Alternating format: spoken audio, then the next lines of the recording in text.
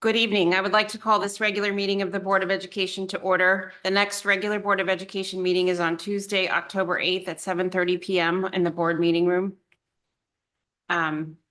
In starting, I'd just like to take a moment to offer our most sincere condolences to our neighbors in New Canaan for their loss of a young student. We wish them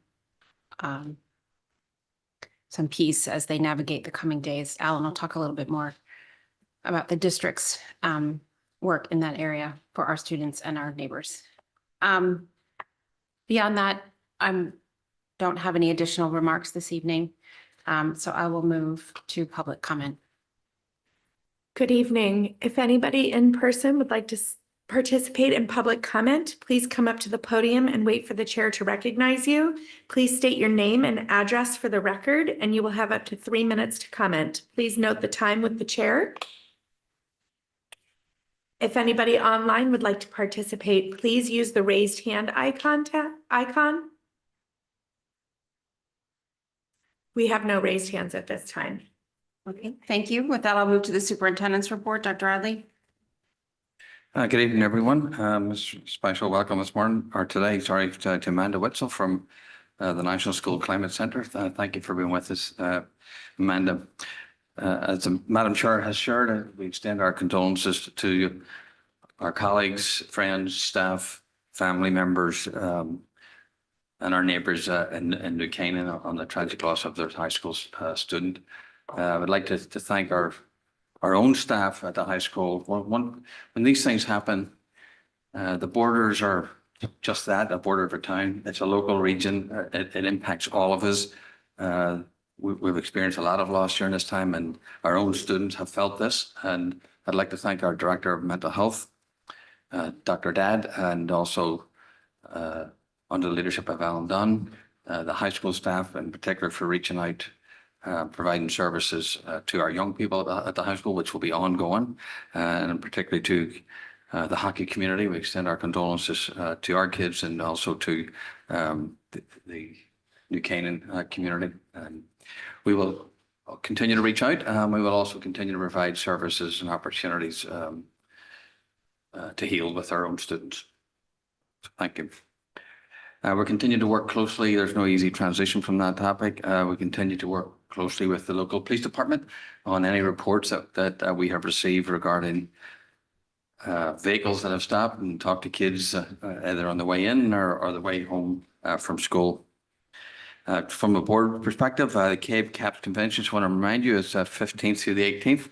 Your early bird discount will end on October 13th. So if you have a wee opportunity with your calendars, I would encourage you to join us. I want to thank the parents and staff for all the open houses. That most recently, since the last meeting, we've had the secondary open houses, and they were absolutely packed. It was wonderful to see people try and navigate around those buildings, get the classes on time and so on. But it's a testament to support for education and for the staff in the town. The HHR schools celebrated Construction Workers Appreciation Week last week with letters and cards and various signs. It's my understanding that the steel beam sign-in at the schools is this Friday, and we will have beam risings on Monday. So the kids will have a fun time doing that. I want to congratulate our 9 DHS students, to Nathan, John, Kylie, Arohan, Maha, Lucas, Rajiv, Natalie, Charlotte, and Lauren. These are our semi-finalists in the 2025 National Merit Scholarship Program. So many congratulations as they move forward in the process. Parents should have received their individual reports for students, their children, on the SBAC assessments. And you should also have received no later than yesterday the video instructions in terms of how to interpret the data. Alan, just FYI, some of the mail has been a little slow for some folks. So if you haven't received it, I think it's still on the way. Okay, thank you. Good reminder. Thank you. I did report out that so far so good with the KD8 cell phone practices. For the want of a better term, there have been 3 violations at the elementary school, and with approximately 30 at the middle school. Given we have had 19 days of school and over 1,000 kids, I think that's pretty good. Most of them have been in the gym area or between classes at the middle school. I did communicate with the board that in October we will be surveying faculty, staff, and students regarding the implementation of the K through 8. I'll call it cell phone policy, but mobile personal device policy. We have established or are establishing a committee. We have established date for the committee to meet for the high school. Both of those presentations, updates to the boards are on the master agenda. One for update in early November about the survey that will be administered in October, and then in early January, because anticipated if there is a new policy or otherwise will go in place for the second semester. It's going to take that time to actually do this thoughtfully and plan accordingly. So those are both on the master agenda for this evening. Thursday is the first concert. They're all together for this one, I think. The choir, the chorus, the orchestra, they'll all be together. It's a fun time, just a showcase of what to come. So if you're so inclined to have it, and your calendar is available for Thursday evening at 7 o'clock. Just a reminder, the next Thursday to your parents and families, like October 3rd, schools will be closed in observance of Rosh Hashanah, and wishing all those that celebrate a Happy New Year. Just a wee early reminder, nod to the elementary conferences that are in October. That's October 22nd to 25th. And a reminder to the board and certainly to the high school that the final NIAS preparations are underway for their visit, which is October 20th through the 23rd. There is no facilities meeting on Friday, this Friday, 9/27. And the next curriculum committee meeting is on October 2nd, and the communications October 4th. And that concludes the announcements. Okay, thank you very much. Student representative reports, Brenna.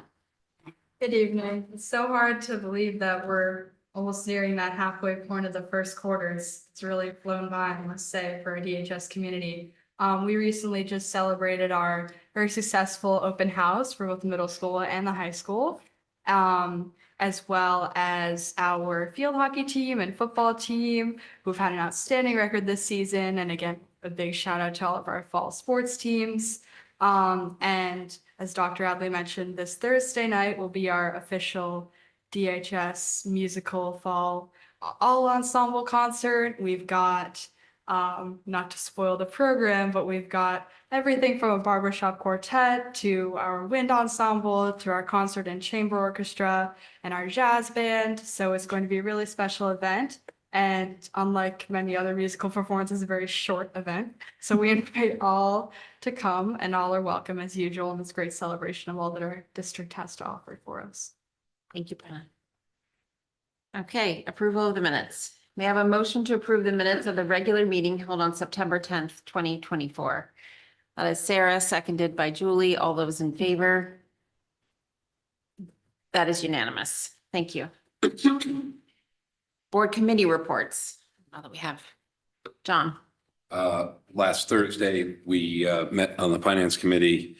We discussed the early fiscal year 25 budget update and a few transfers, which the committee recommended to approve, which Rich will be covering later. We're running a small deficit already, but that's largely associated with the loss of a federal grant. And Rich, during the meeting, said there's going to be some offsets likely in the next monthly report. What else, Julie? Thank you. The policy committee met last Tuesday, the 17th. We reviewed a number of policies that will be coming to the full board, I believe scheduled for the October 8th board meeting, and the next committee meeting is October 15th. Thank you. Well, no. Okay. Presentations, discussions, and possible action. We'll start with the climate survey, Dr. Dad.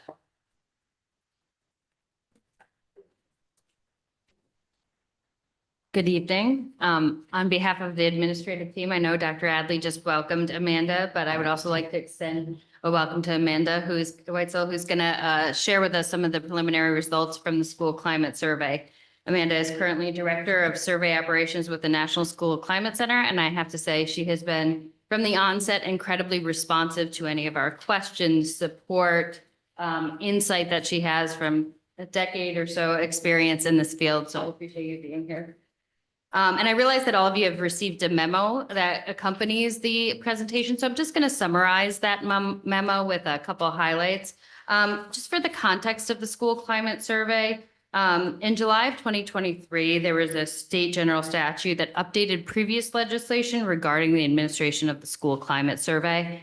And in that update, they said that beginning next year biannually, we'll have to administer a school climate survey to students, staff, and families. And what will happen with that information is that will then be integrated, and each school must submit a school climate improvement plan, with this being one data point. So beginning in the summer of 2023, we got together a small group of administrators to explore some options that we had for the school climate survey. We talked to some neighboring districts to see what surveys they used, any feedback they had, the responsiveness of the vendors, the feasibility and the ease of use, and the data that was provided. And so we ended up with the National School Climate Center and have been very happy with the response and the collaboration. So before the administration of the survey last spring, there were a couple steps leading up to the planning of it. Parents were given an option to opt out, as part of the legislation recommends, and we did have about 3% of parents that opted out.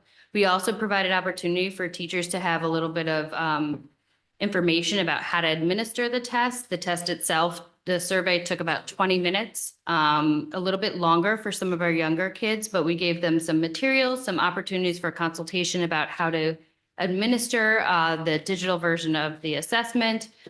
We worked closely with Jeff Adams. He did a great job in terms of how this would roll out for our kids. And in general, I have to say the rollout and the administration went pretty seamlessly. In general, the feedback from the administrators and teachers were positive with the ease of use.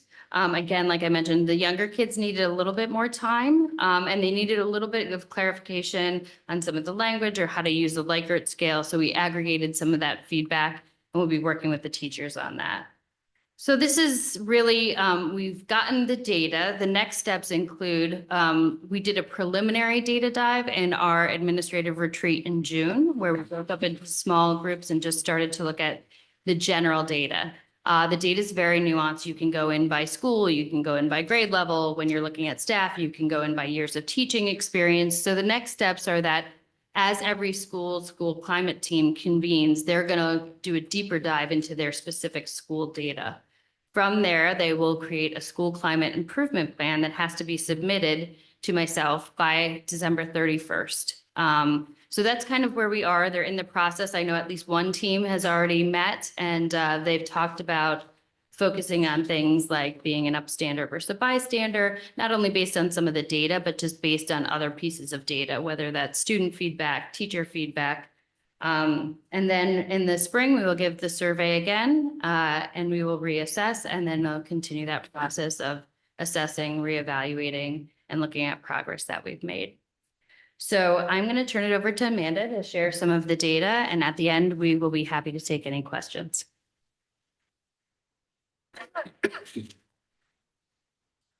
Hey, thank you, Dr. Dad.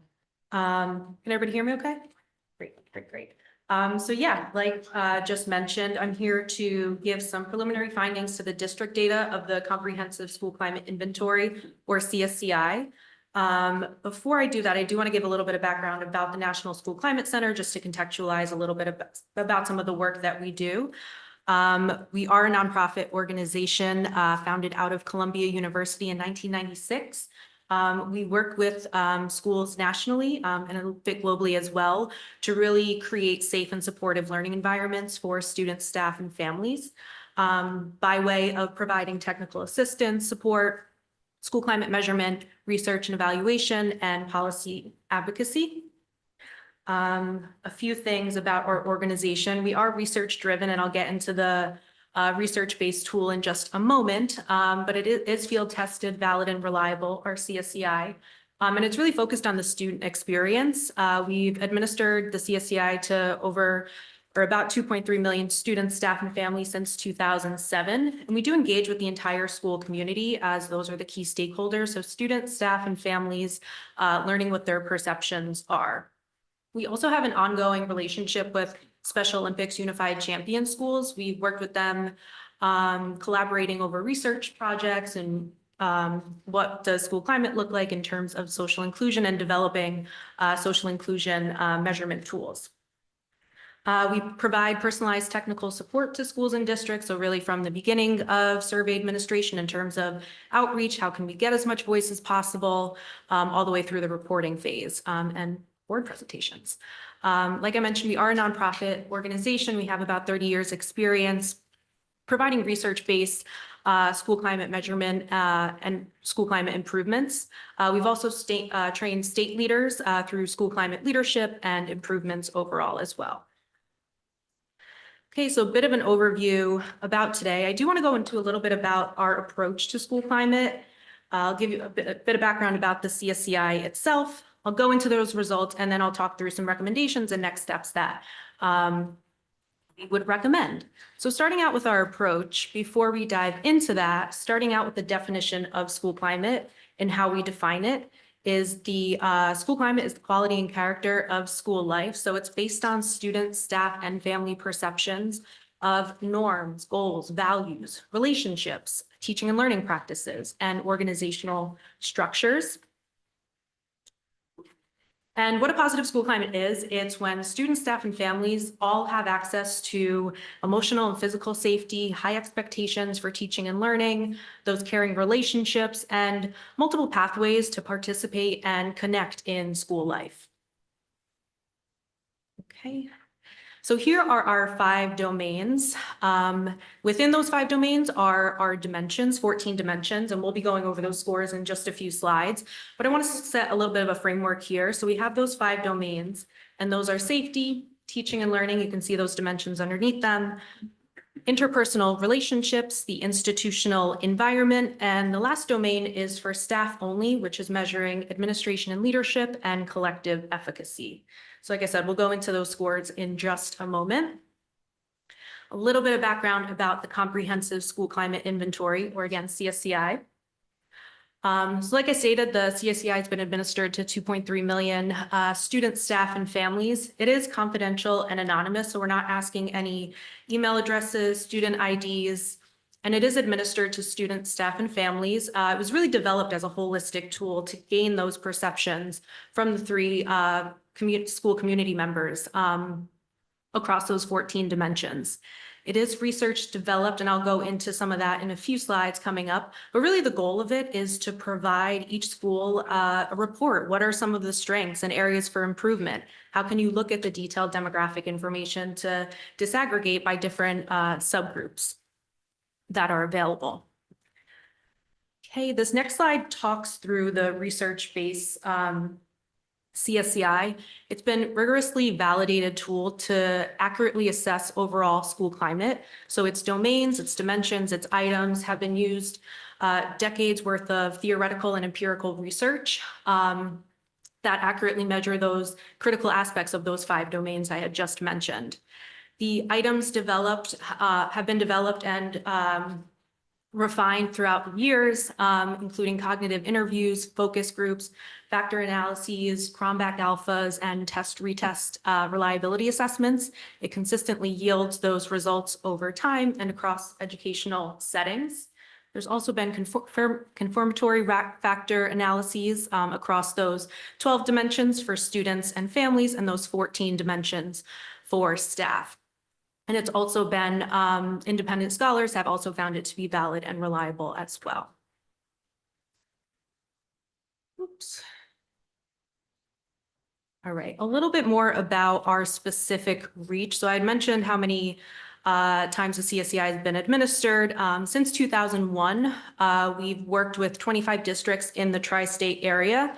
This chart below on the second portion of the slide is student, staff, and families, the number of surveys that have been administered to each of those population groups across the past 3 years. You'll see some differences in numbers here. This last school year 23-24, have mostly mirrored our historical numbers. After COVID, we saw some changes like we did elsewhere in school life. So we're now feeling we're back on track and seeing those numbers more normally reflected here. Okay, before we get into the actual data and the scores, knowing who is part of the data set is important. So this top chart shows by the district, the response rates across students, staff, and families. And then it shows the school differences in terms of response rates underneath it. Typically, we recommend 85 to 100% completion, really with the goal of getting as much voice as possible. So you'll see some of those, again, differences at the specific school levels. For families, we typically recommend 30 to 40%. However, to even see schools specifically at a secondary level get into the double digits can be a celebration. So even specifically Holmes Elementary School, learning more about their process and how they engaged with families would be interesting, but overall, the response rates, particularly from families, are a great starting point. So just thinking through, as we start to look at these data points, it's not representative of every student, staff, and family in the district, and that'll be important as you start to go down to the item levels and the subgroup information as well. Okay, a bit about the scoring. So each dimension receives a median score, and you'll see an example of that below on the slide. The scale is a 5-point scale. Anything above a 3.5 is in the positive range. A 2.5 to a 3.5 would be the neutral range, and anything below a 2.5 would be in the negative range. So as you start to look at those median scores that are in that center column, you'll see the respondent, the number of responses, and then that median score. Okay, so we're going to start to go into each of these by domain. So starting off with safety, there are 4 dimensions within the safety domain. Starting out, again, we can see the dimension listed on the left-hand side, followed by the respondent, number of responses, and the median score. Starting out with safety rules and norms, student scores are most positive about safety rules and norms. And what that can indicate is that there are consistent rules against physical harm, physical violence, verbal abuse, and harassment. So again, just looking at that score compared to students and staff for rules and norms, we're seeing that that's higher. Sense of physical security is the highest rated dimension across all populations within the safety domain. And what that shows is that students and adults feel safe from physical harm at the buildings. Staff are least positive about sense of social emotional security. This is a trend we see nationally, specifically for students, staff, and families. That's listed here. And what that can mean is some of the items for that dimension are students are kind to each other, students make fun of each other, students attempt students from not making fun of each other. So it'll be important to go down to the item level to learn a little bit more about the levels of agreement and disagreement for those items. Lastly, online safety, students are most positive about that, another common trend that we see. And that can be because students are more immersed online in terms of social media, right? If it's how they engage, they socialize, how they view entertainment, whereas perhaps staff and families have more of a critical view in terms of what are some of the challenges in terms of cyberbullying, mental health concerns, and distraction from academics. Okay, this next domain is teaching and learning. There are 2 dimensions within this domain. Staff scores are most positive about both of these dimensions, which makes a whole lot of sense. They are can directly influence these as they're closest to the curriculum and can influence the daily teaching instructions and practices. We're seeing that student scores align for both of these dimensions, support for academic learning, social emotional learning. So it'll be important to go into the subgroups to learn a little bit more if there's any differences by grade, for example. We're also seeing that family scores are more positive than students if we're just looking at support for academic learning. And some of the things I'm calling out here are ways that the district and the schools can start to think through what are some common themes and trends and patterns as you start to think through how can we start to identify some areas targeted for action and create those action plans and school climate improvement plans overall. Okay, interpersonal relationships.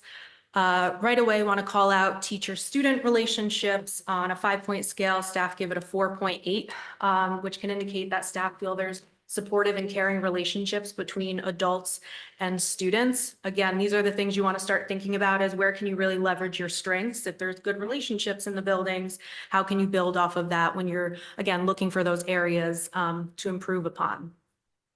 For peer relationships, we're also seeing some more alignment here. So there is a shared perception in terms of peer relationship. And this is a key element to a positive school climate. Research shows that when peers are supportive and have meaningful friendships at schools, they thrive academically.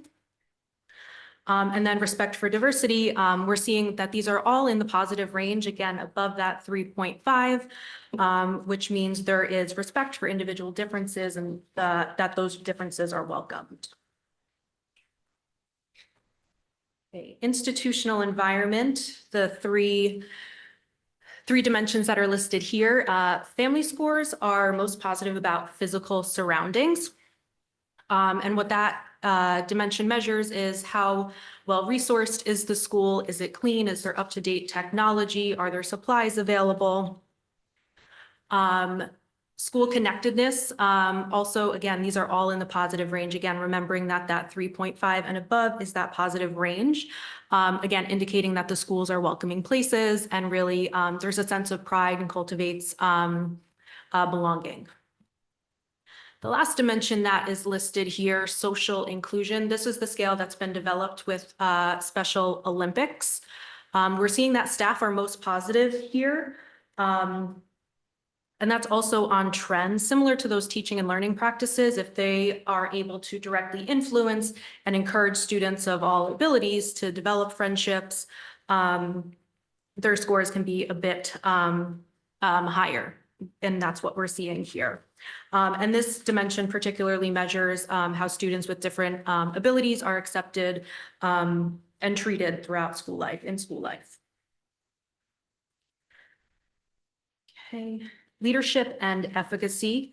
There are two dimensions listed here. Again, these are only for staff, so we're just looking at the staff perceptions here. They are both in the positive range, with collective efficacy being slightly more positive at a 4.0 compared to a 3.6.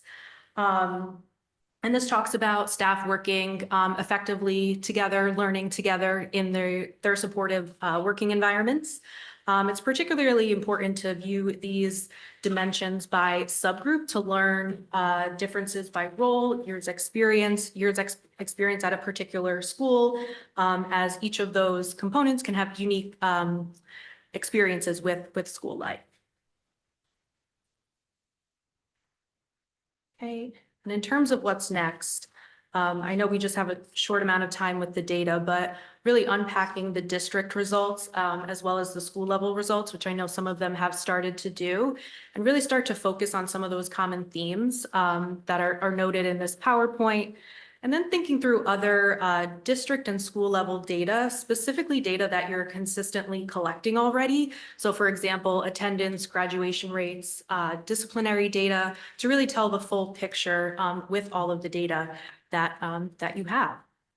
Again, thinking through some of the strengths, like I said, those teacher-student relationships, that is the highest score across 14 dimensions for staff particularly. So again, how can you leverage some of those pieces? And then thinking through, again, those school climate improvement plans, action planning, and then determining when to collect future data. Specifically, if this data set isn't as represented as perhaps wanted, doing interviews and focus groups to add that qualitative piece to this quantitative piece can be helpful and let you hear from folks that you weren't able to have participate in this survey. And then I do just want to take a moment after looking at that data to zoom out. So this is our 5-stage school climate improvement process. And a lot of our work is centered around working with schools and districts to teach them a portion of this process. That way they can go back to schools and mirror and mimic, again, pulling out those trends, thinking through action steps, but really just remembering this is a part of the process, right? So we just finished that evaluation piece and we're heading into action planning, implementation, and then reevaluation. But again, just thinking that zoomed out scope can help a bit as you're looking at the data as well. And then lastly, I want to leave off with, we do have some action planning resources. And really what these are a series of worksheets that work in order to help identify an area targeted for action.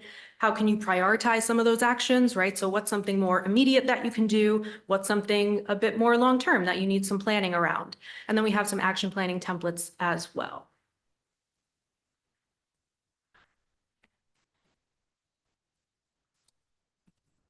Thank you, Amanda. Thank you.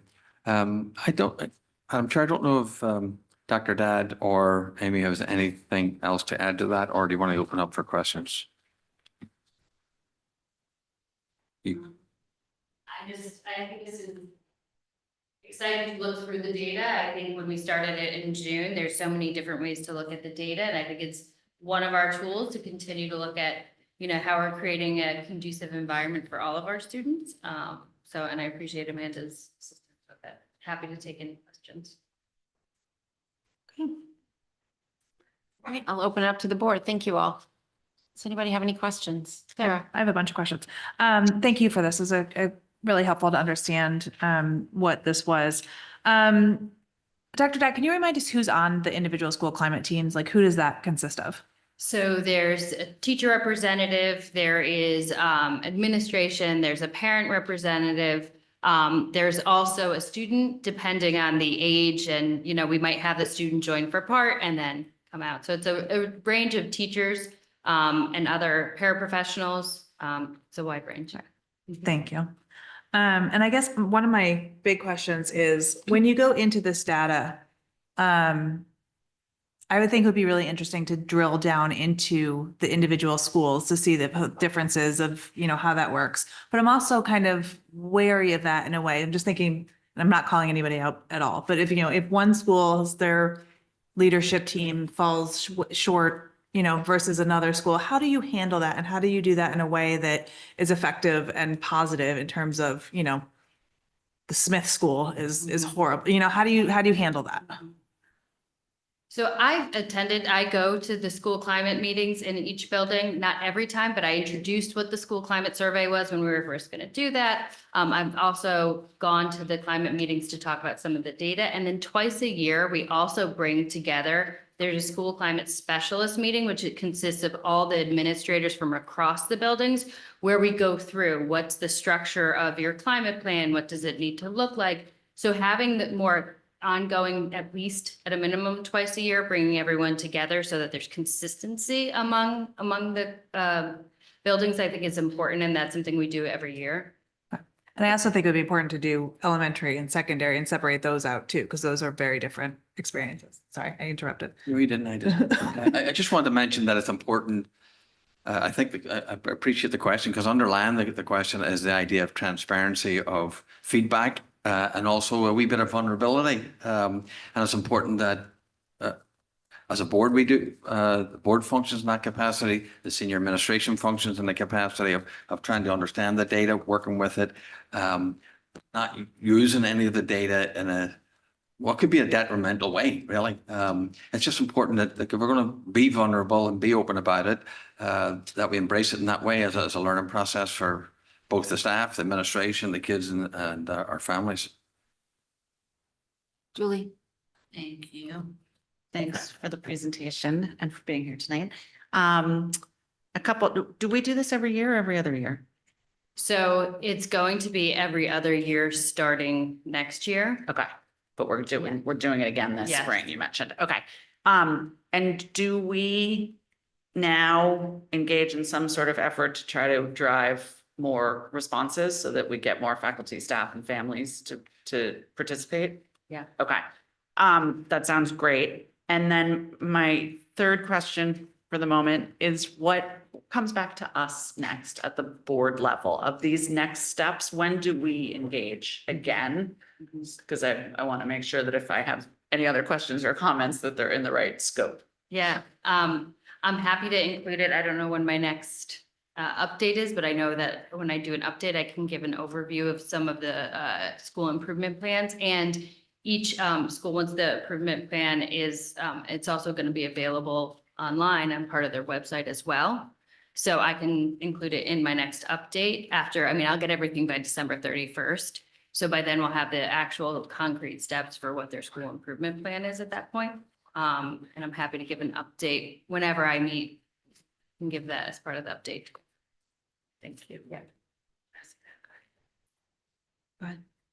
Katie has her hand. Oh, well, no, sorry, Alan, you were saying Oh. it'll be part of the quarterly update. Oh, sorry. Yeah, it will be part of the quarterly update as part of the strategic plan, the wellness. Okay. Thanks. Katie? Thank you. I wanted to follow up just on the point that Sarah raised about the big differences between our oldest students and our youngest students and really kind of how we might understand the differing issues that, or maybe not issues, but at least ratings, feelings between elementary and say high school. So I'm curious, you mentioned, Alicia, that you would have like the plans later this year. Will you also have the raw data? Will you be able to separate like the 5 elementaries to see sort of like what is the general sense of climate from our K through 5? And is that something that might be broken out for the next report in the spring? I just feel like lumping the district in together on some of these topics is a bit difficult to really parse out where there could be, an average that maybe doesn't fully illustrate something that's going on at a particular age. Yeah.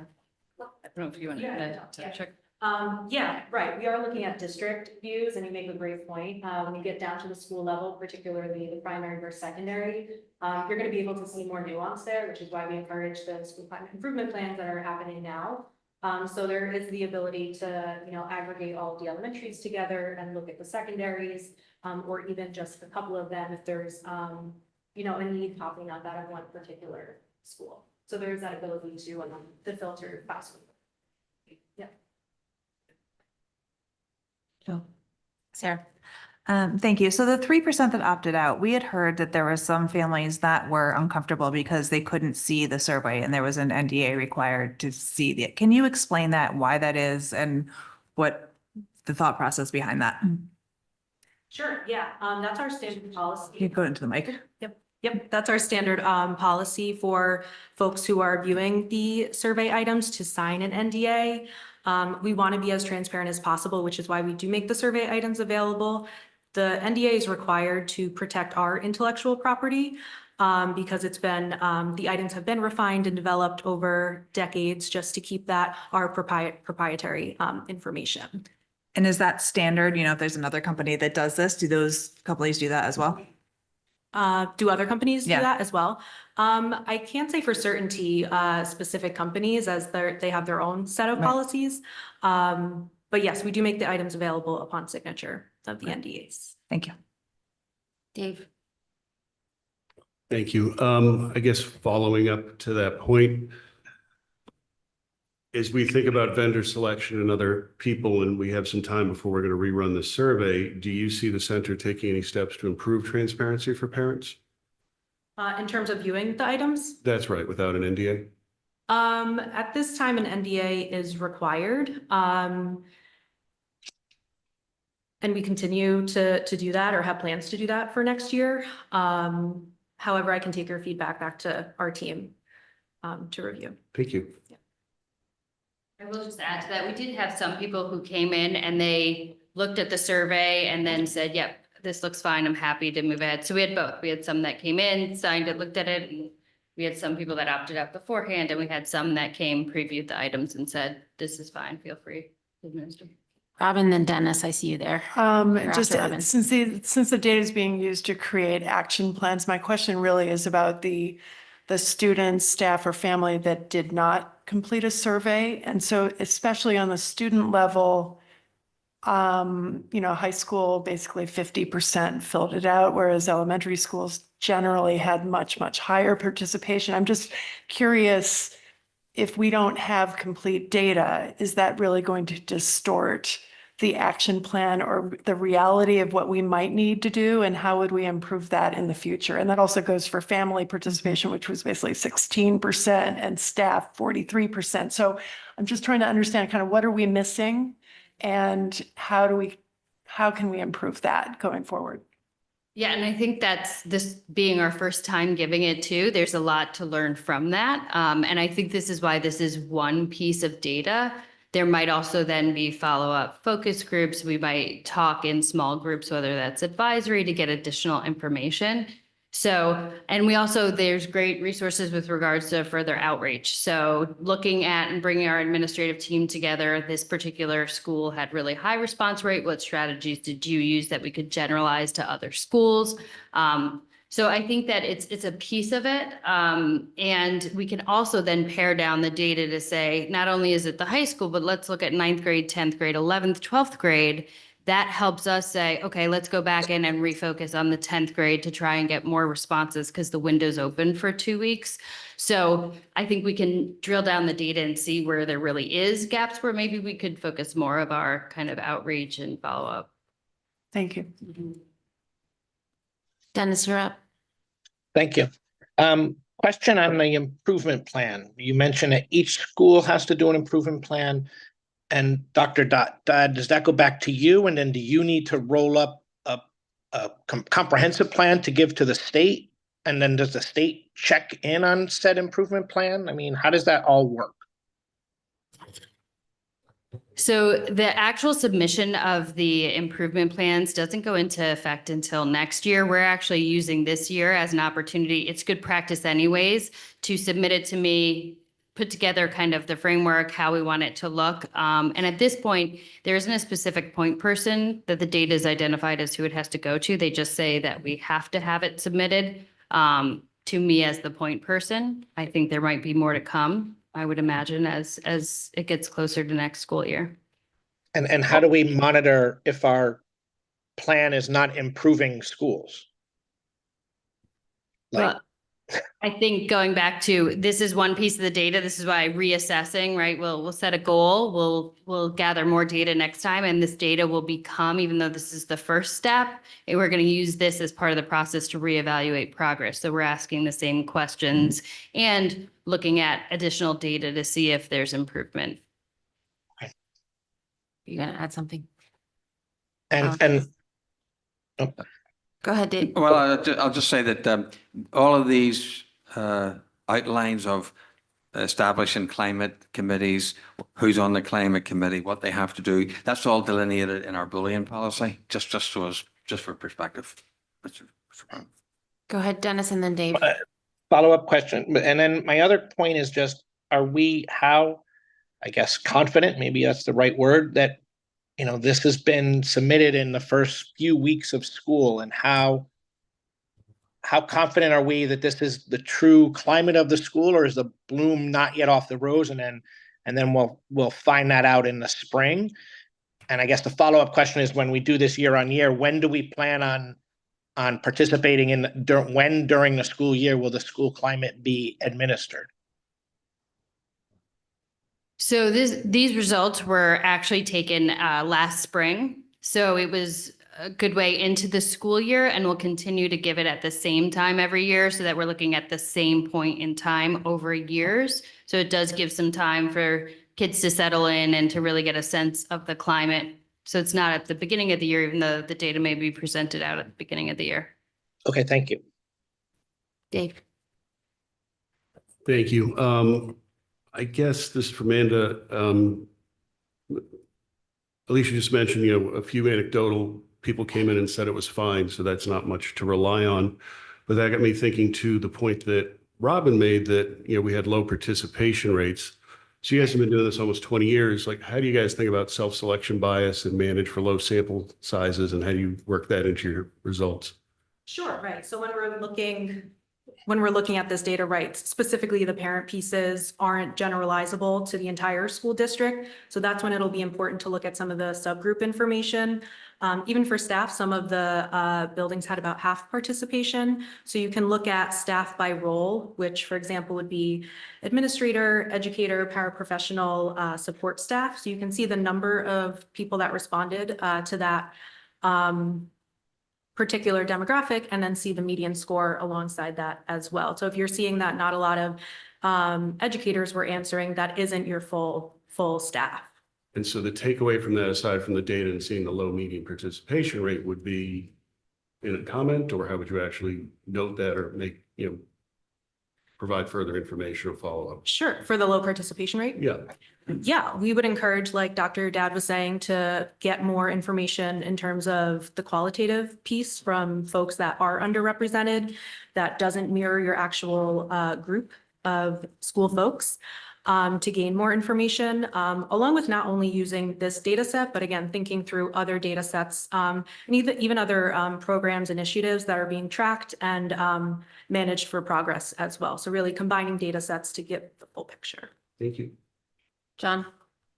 Yeah, I guess following along with these participation rates, I mean, how do these stack up versus you've been doing this for 20 years? And how does this stack up with other peer districts?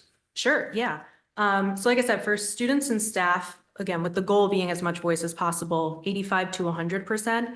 So we're seeing a little bit lower for staff.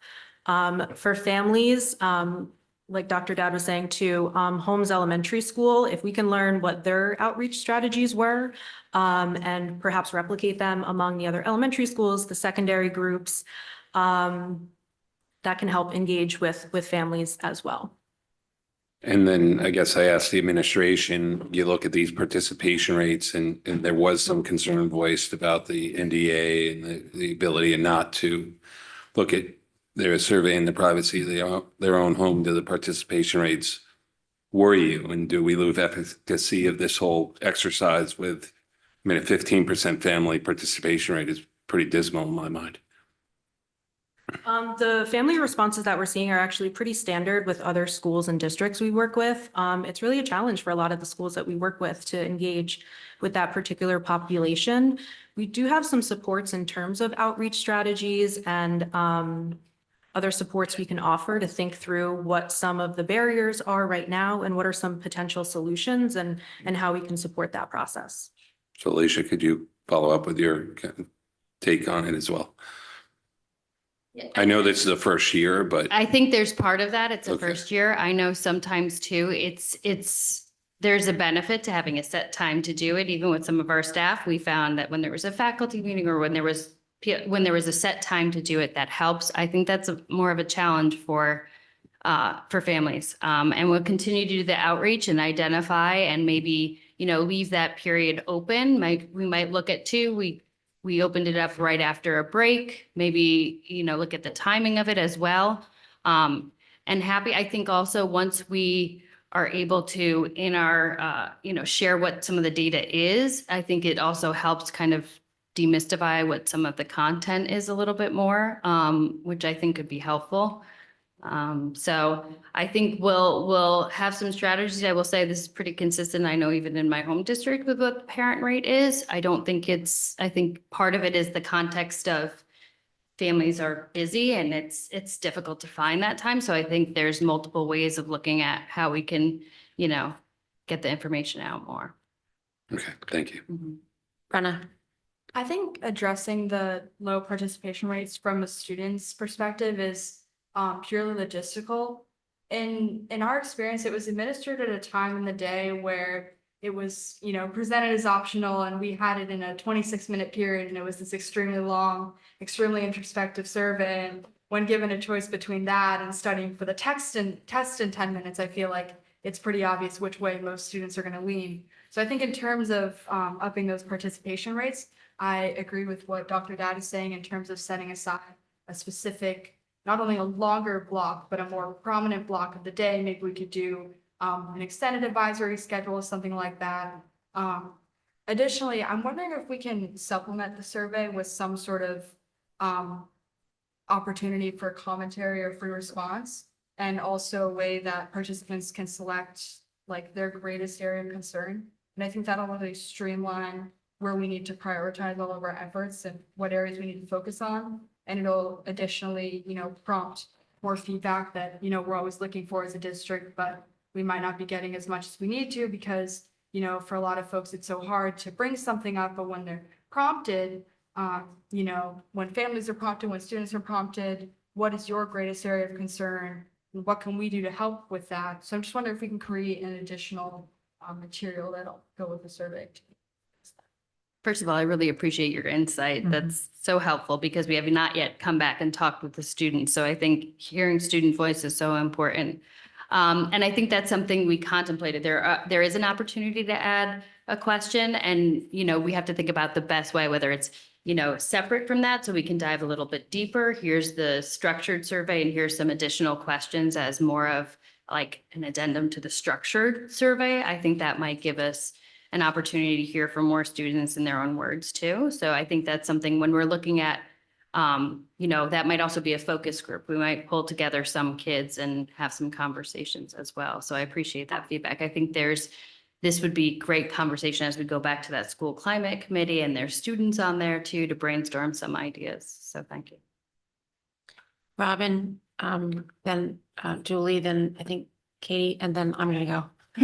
And thank you, Brenna, for those comments. I wanted to just comment just kind of on an overall basis because I was looking at the data just generally, we were scoring more than 3.5, which would say that the district is really in a good place. But my concern is that, especially given that we have goal number 2 in our strategic plan, which is to help increase wellness and mental health. And if you drill down into this and look even at the lowest levels of scores, I think, tending to be in the area of safety, sense of social emotional security. And even though students had the highest rating of that compared to family and staff, again, I would go back to what would we be doing as a district?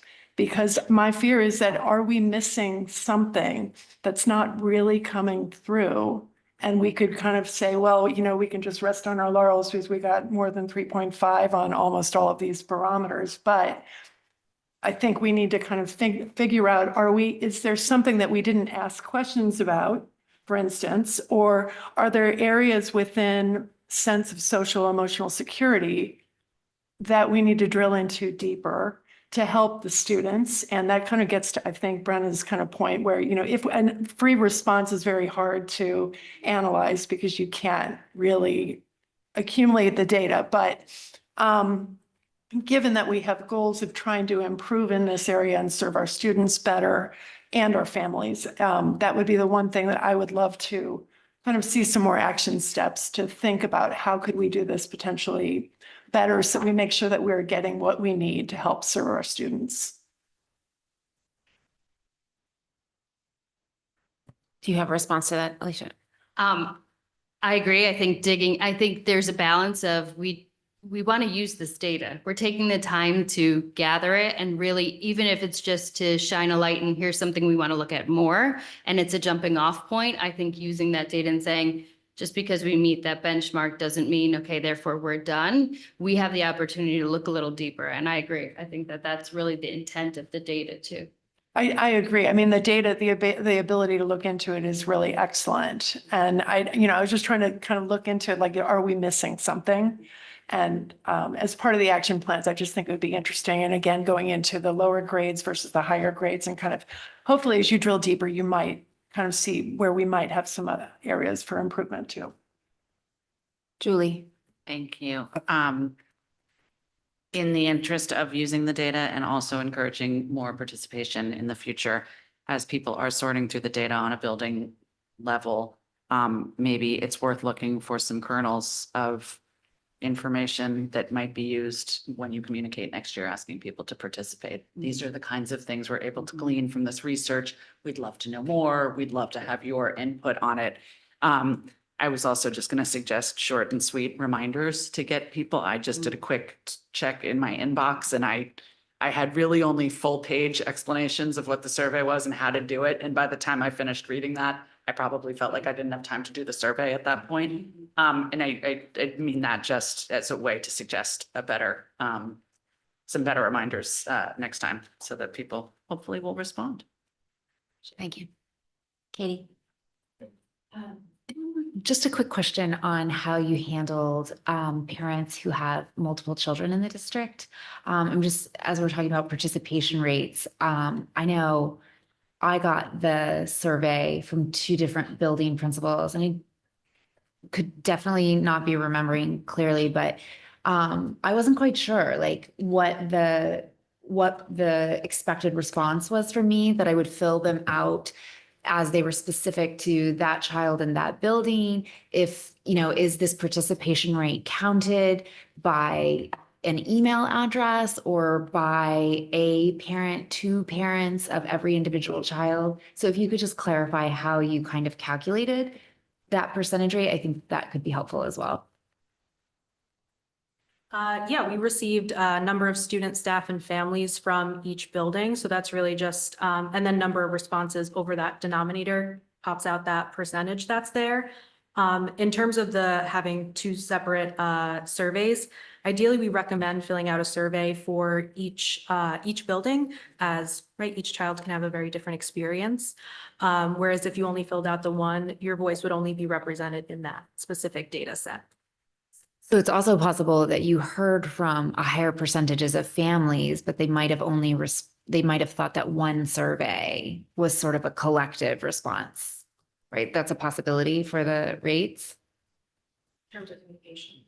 I mean, I think it's good feedback, right? It was longer. I think in that email, I have to go back. I think it says for each, but as you're going through, yes, it's very possible that you might read it and think, okay, I've done it. So even highlighting that one per school, we can go back and do that.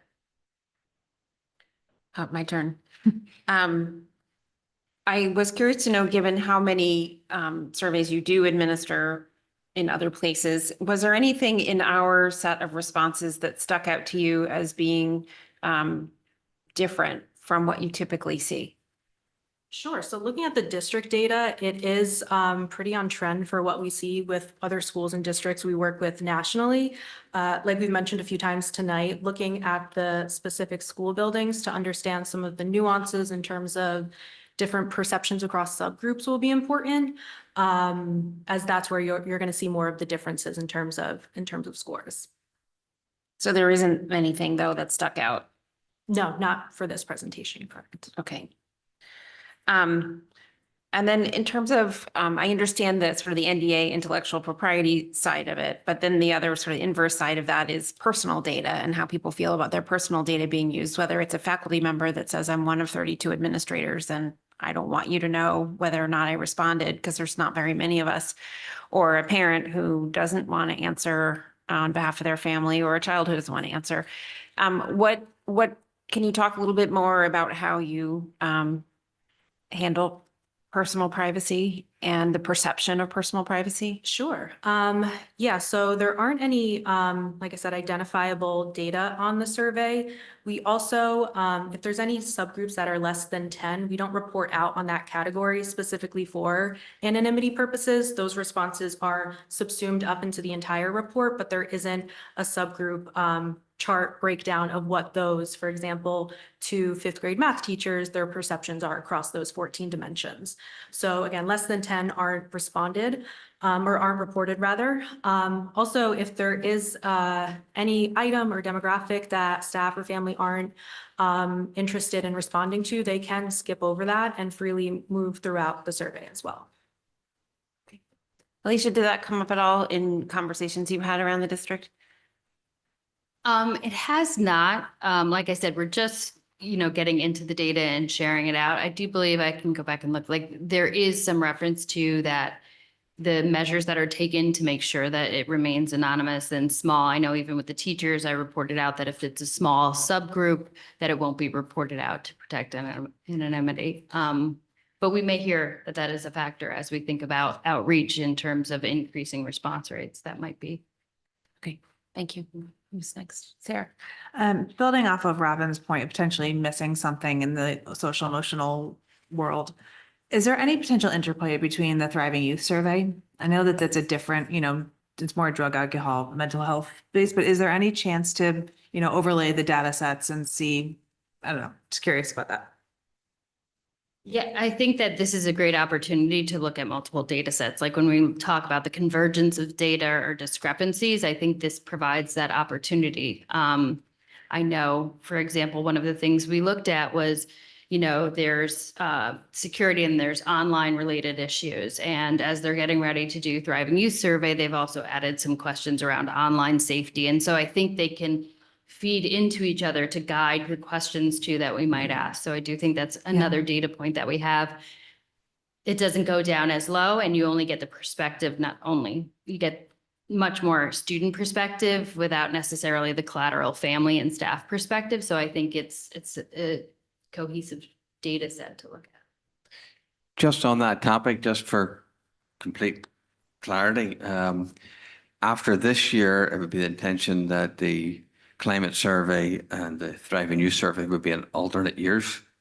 This will be the sort of last year where it would be coincide on the same year. And actually, Mr. Cheney, the Thriving Youth survey reflects much the same sort of return rate for students and return rate, actually probably even lower return rate from the parent community too. So it's something I will say about the student one. I concur with that. That's an ownership of us and our administration and the building to orchestrate it where the kids could do it, and to have a better return rate in that capacity. I would take ownership for that, to be honest with you. Okay. Any other questions or comments? So in terms of, I know you said, Alan, it would show up at a strat plan time, which is coming up. But you're not really gonna be done aggregating the data until after the 31st, you said? Yeah, that's when they'll submit their plans. Okay. So we'd probably be talking about this again based on the master agenda in late February. And so then we would understand some of what you're planning, your thoughts are. Okay. Is everybody good with that time frame? Okay. All right. Thank you all very Thank you much. both. Thank you, Amanda. Thanks to see you.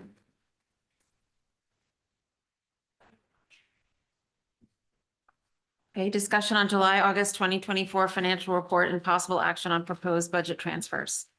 Mr. Woodall.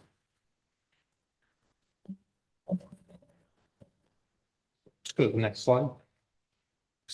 So this is the financial report through August. Through August, we are forecasting a slight deficit of 58,246. The general education RCs are forecasted at a deficit of 68,451. That is due to the loss of the Title I grant that the district receives.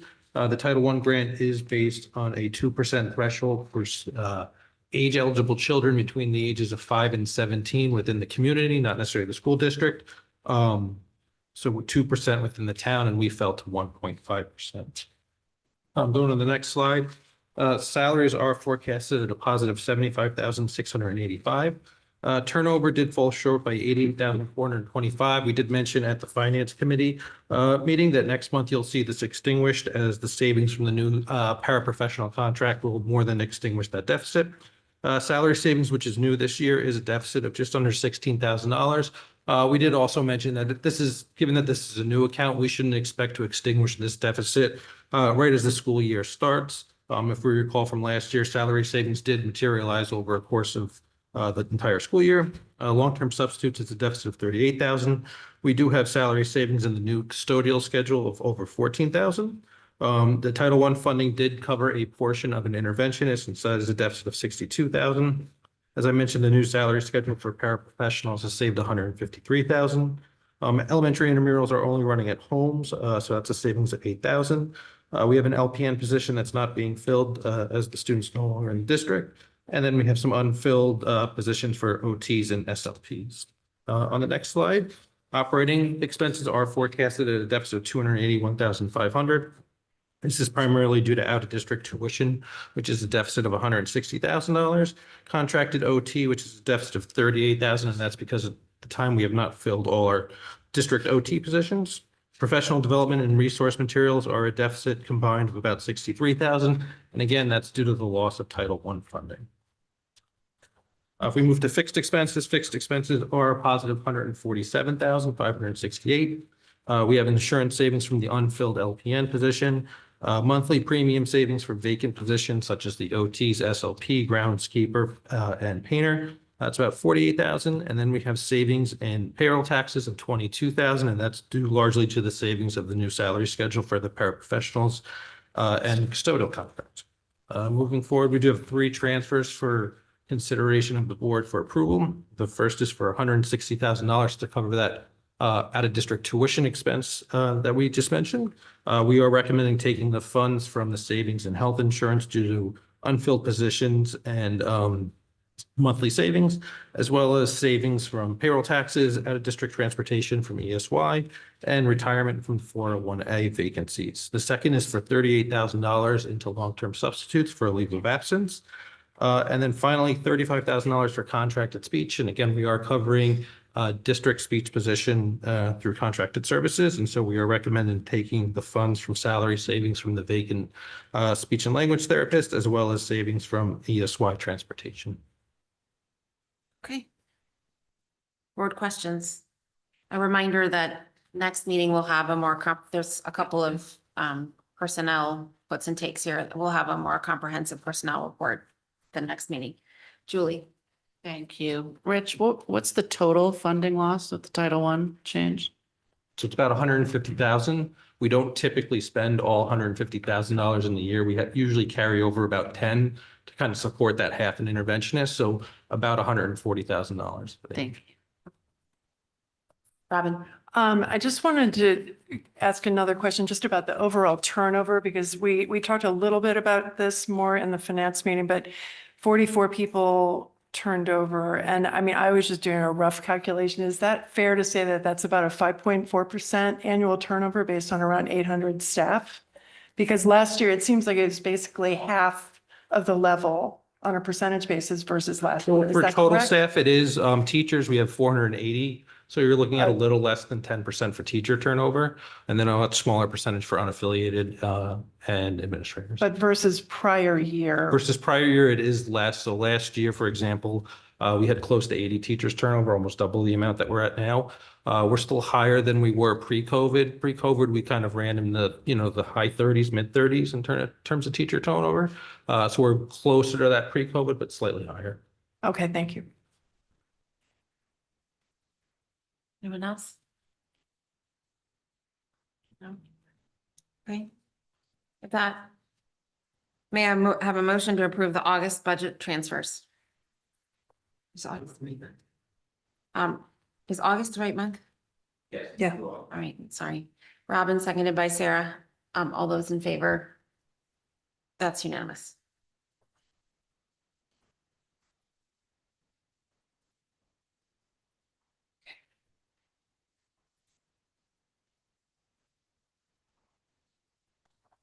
Okay, further discussion and possible action on board master agenda for August 2024 through February 2025.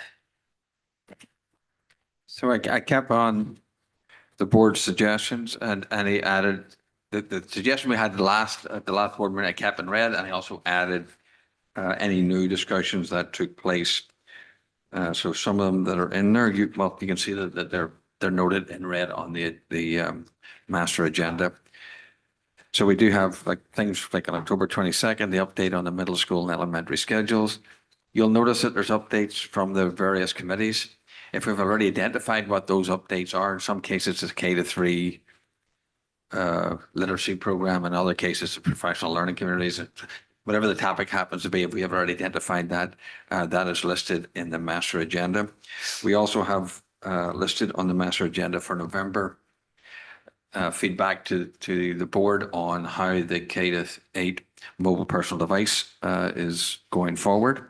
And you'll notice also in January, we come back to the board for the recommendation of the high school with hopefully enough time there if things are in place to actually implement it for this second semester.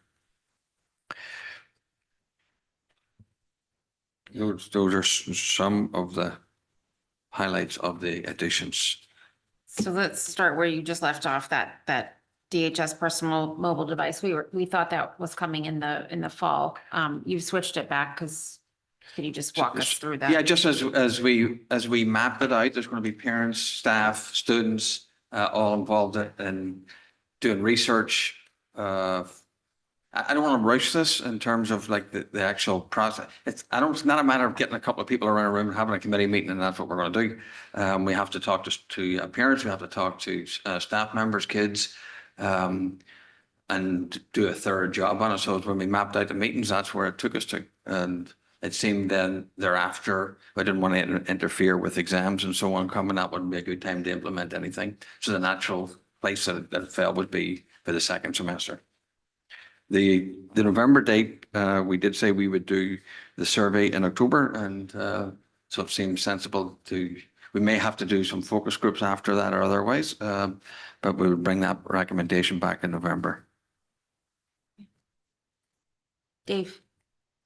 So quick questions, maybe slightly out of scope. I went through these items generally fine with them, but a question was prompted on the October 8th. We're discussing field trips again. If there's any appetite, this is the right time to ask on this board to throw down a look to the policy committee on the field trip policy, maybe look at some of those thresholds, since we've been having an awful lot of these discussions, and maybe they can be handled by the admin. So I don't know if there's interest to send it a policy, but I'd make that suggestion. Okay. Why don't you attach the policy with it? And we can chat about it at the same time as we actually look at field trips. Does that work for everyone? So we'll adjust the name of the agenda item accordingly. Yeah. Katie? Hi, I wanted to ask about adding a presentation on the plan for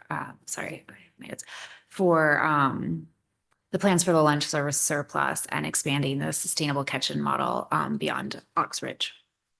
So I would ask if in consideration, if I could send a memorandum, address that in a memorandum first of all, and then a consideration of whether that's to be in a board agenda item or not. Is that okay with you? Okay. Thank you. What would be approximate timing for a memorandum, just so we know when to keep our eyes up for it? Hopeful by the end of the week, maybe attached to the agenda. And attached to the board bulletin, perhaps. This Friday. This Friday. Okay, so an update this Friday with, and then we can decide from there. Thank you. Anyone else? Just that there may be, and I'll ask Richard to talk to this because I didn't add it in. It came after the packet was done, was the consideration of a lapsing fund at the end of the year, of whether we wanted to do that or we didn't want to do that. Richard, if you want to talk about the dates that falls into, because ordinarily that was up to the Board of Finance, and now it's sort of up to the Board of Education. So previously, the Board of Finance and the RTM would have to approve a non-lapsing account for the Board of Ed, and so state statute allows you to deposit up to 2% of a surplus in a given year into a non-lapsing account. The law changed, so now that the Board of Education is the determining vote. So the expectation would be to bring something to Finance Committee probably in spring. And then depending on the outcome of that committee meeting, then to the full board for a vote as to whether or not they would want to utilize a non-lapsing account. And then any surplus, should we have a surplus, would be deposited if approved into the non-lapsing. So that's something we'd be talking about in March and April, Probably April, May. April, May. Yep. So it's not on this calendar, but And when did that legislation change? Just July now. 1st. Oh, okay. Cass, will you please add to the bottom of this, just a parking lot for items that we identify that don't necessarily have a date yet? So I think we have a couple of those.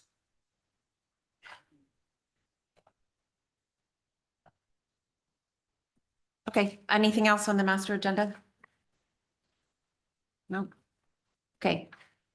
May I have a motion to approve the board master agenda for August 2024 through February 2025 as amended? John moves, Robin seconds. All those in favor? That is unanimous. Thank you all. Okay. Further discussion and possible action on goal 1 of the district's strategic plan board goals for 2024-2025. Dr. Adley and Dr. Finnegan et al. Are going to go through the whole presentation, plus there's a demo. You had a couple of just screenshots in the packet, but they're actually going to go through a little bit of a demo. And then I'll open it to the board for questions, just because it's hard to, even though there's a presentation, it's hard to, I think, go through too many questions until we've seen what they're actually intending. So we'll take them at the end. Also, when they get to the demo, it is my understanding that the data inside of the demo is not quite dummy data, but it isn't fully cleaned up. So we won't be talking about why is the reading score XYZ. We'll be talking about whether or not this is the kind of reading score we want to be looking at. Is this the kind of data you want to see more or less. So with that, I'll turn it over to Alan and Amy. Thank you. So I'm not going to go through the memo in detail. I'll just talk a wee bit extemporaneously about it. You have the memo and that goes along with it. This address the Board of Education goal number 1, and it addresses the teaching and learning goal simultaneously. Just from the goal 1 of the dashboard, we're actually pretty far along with, in consultation with feedback from some board members, we're pretty far along with a model, or at least something to propose to you and for your consideration this evening. We're saying that the teaching and learning goals, that there are academic achievement indicators that go with that. And so we're going to share what some of those academic indicators are this evening. And we did take the feedback from some board members and also with administration. We added some additional indicators and academic achievement indicators. I just want to make just a couple of points, and then I'm just going to literally turn it over to Amy. You can just go to the slideshow. And Amy will just walk us through a little bit and just do a wee demo of the actual dashboard. We agree that we need to make our learning public, inclusive, communicative, transparent. Part of that is also making the student performance transparent as well. So we're the public education system is to improve student learning. Not the only thing, but the primary part of public education is to improve student learning. So we should be doing what we're doing, and occasionally I'll refer to looking at the scoreboard along the way here. We would want to utilize a comprehensive framework to understand and talk about achievement across all stakeholder groups, or several stakeholder groups. In this case, we'll be identifying where we will make those assessments and also who would be involved in those particular assessments.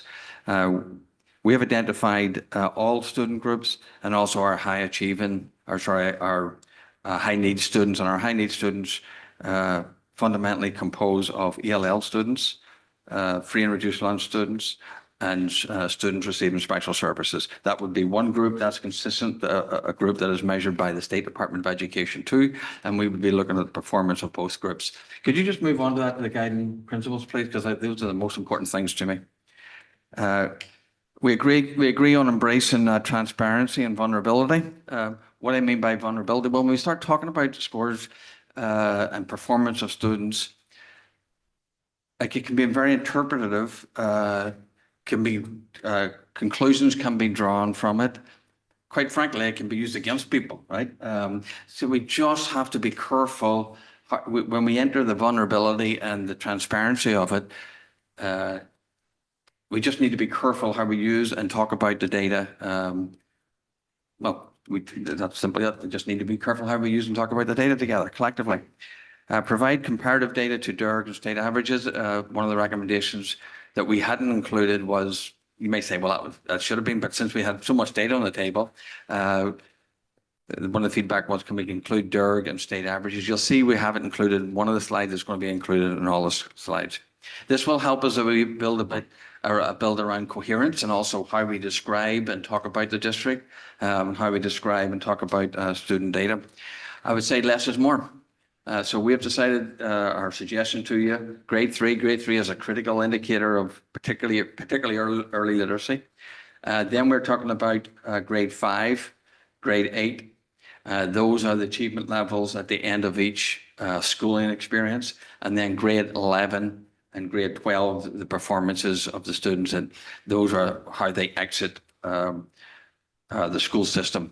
So instead of doing every grade level, doesn't mean to say we're not going to track and look at the performance of everybody throughout the other ones, but these are the ones that we would look at on an annual basis, and it would be also on the website through the data dashboard. So we'll be looking at the student achievement in those areas, and also the growth of our students. That's an extremely important addition that we're looking at, particularly at areas from grade 3 through grade 8. We would be looking at the academic growth of our students. We want to make sure that student A in front of you this year makes it the annual growth, learning growth throughout the year. So that was an addition. And I think it's important that we do that. And we learn harbor service in all our students and all our students, doesn't matter where they are in the school system, what they represent or don't represent, are they making annual growth towards their own personal goals? And I'm not talking necessarily about special education. Students must feel valued by adults, not only for their academic achievement, right? Just through our discussions, I've been asked is that we capture that, we value that, we celebrate that, we keep our discussion about the academic performance of the kids in context. By any stretch of the imagination, we're doing well, but it doesn't mean to say we're an organization for school improvement, right? I personally want to strive for perfection and excellence, right? And hopefully in striving for perfection, we realize sort of excellence along the way, but it's just so important. Our young people, since day one, since I entered here, that was the message, that we feel pressured and so on and so forth. So just keeping contextually that in place is important. And we must create other avenues for our students to feel celebrated and for them to demonstrate what they know and can be able to do. And that's upon, in partnership with the Board of Education, the administration, the staff, to create those opportunities for our young people. So it's with that background that we present and sort of here's the metrics that we are considering for the board's consideration. We did add in a holistic view that includes art, graduation requirements, completion, 6-year completion at colleges, and attendance, PE. So there is a holistic, and that's called the accountability index that we have never really, we have used it at an administrative level, but we've never really discussed it. It's never been part of the data discussion at the table here for the annual performance data. So with that, I'll stop talking. I'll let Amy take you a wee walk through what we're talking about. Okay, thank you, Dr. Adley. And as Ms. McCammon mentioned, we're going to keep this kind of high level. The data is in very good shape for the indicators that we're looking at as far as grade levels and standardized achievement measures. But we are going to be presenting more data in the way of DERG and state comparison. So that we'll look forward to sharing with you soon. Dr. Adley did mention kind of a lot of the metrics and how we've developed the framework for the dashboard. So I'll go over this piece very, very quickly. Dr. Adley has already addressed kind of the what, the when, the where, the how, and the who. But so Cass, if you can go to the next. We did select 2019 because it's a pre-COVID year, as Dr. Adley mentioned, and the most recent years for administration are 23, 24. So as you recall, districts typically get administration standardized assessment results sometime over the summer, but they're embargoed. The state is cleaning them up, and then they're released for delivery out into school districts really in September. Some of the data points that school districts are waiting for as far as the next generation accountability assessment are not yet finalized by the state. So that's why you'll see the accountability index score in 2023. So that 2024 number will be forthcoming when we have it. So who, again, grade 3 is the greatest indicator for, it's the greatest, most important year for literacy. So we're obviously focusing on that to the greatest extent with our district steering committee and core review team in the work that we're doing this year with pilot, et cetera. Grades 5 and 8 are end of school experiences, but those are also important years, not only because they're end of school experiences, they're also transition years. So we want to be thinking very carefully about how we use data to inform learning as we transition children from the elementary, middle to the middle school and high school, that we don't lose time as we're transitioning children from building to building. Grade 11 is when we administer the state standardized assessment for school day, SAT as it's referred to, and grade 12 is the completion of the school experience. We have many students that take assessments both in 11th and 12th grade, meaning SAT and AP. So again, these are the acronyms. We have been providing a glossary of these acronyms, and we will also in the dashboard be providing more information about what these assessments are and what they're intended to measure, how they're intended to be used. So that will be something else that we add to the data dashboard. So data dashboard, you'll see both bar and line graphs. I'm going to take you through I'm going to navigate it kind of quickly and talk with you about some of the, again, as we go, some of the enhancements that we'll make in the next iteration. A few important things to note, just as far as contextual factors, there are some limitations of any kind of achievement data. So all research would indicate that we should be looking at this data. This data should inform curricular adjustments. It should inform large scale how students are doing over grade levels and across their school experiences. But we have to also be looking at formative assessment data because it's one exam that a child sits for. So we should be triangulating data to make sure that we have a very comprehensive view. Additionally, for a large part, most of these standardized assessments are assessing discrete standards and skills. And what we're also wanting to do is make sure that we're having really rigorous and robust assessments where we're asking students to think critically and problem solve, think outside of the box. There are other limitations with regard to equity in the sense of we'll have students who come in who are identified in need of multilingual language services, and those students will be taking the test in English, the assessment in English, with a very short amount of time in the country. And that's not modified for them or provided in their language. There's data timeliness issue. Again, I mentioned before that the data is really released. We get fourth grade data from when the students were third graders last year. So we want to be triangulating other data points to make sure we know exactly where to begin with our students according to grade level standards. It is only one measurement and it does lack that qualitative piece, which is really important. And we get that when we have parents and teachers in dialogue about what we can see students actually doing with knowledge, skills, and dispositions at grade level that are developmentally appropriate for kids. So on the next slide, here's the much anticipated dip into the data dashboard. Thank you so much, Cass. Just going to sign us in quickly. Believe it or not, we were in and we rehearsed this earlier, but it timed out. Okay, so go into reports, superintendent. There you go, in assessment dashboard. Thank you so much.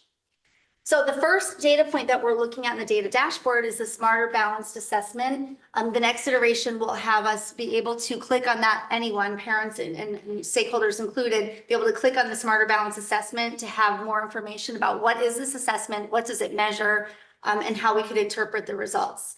Largely what we're looking at, as Dr. Adley mentioned, is grade 3, grade 5, 8, and 11. And we're looking at both mathematics and ELA. Those are the content areas measured in the Smarter Balanced Assessment. We are looking at both data points achievement. So that's actually where students are scoring level 1, 2, 3, and 4. And we're also looking at growth measures. So you might remember many years ago, we administered the Connecticut Mastery Test. When we moved to the SBA, part of that was to have districts not only looking at finite levels of achievement, but also growth over time for students. Because we have students starting at different readiness and developmental levels.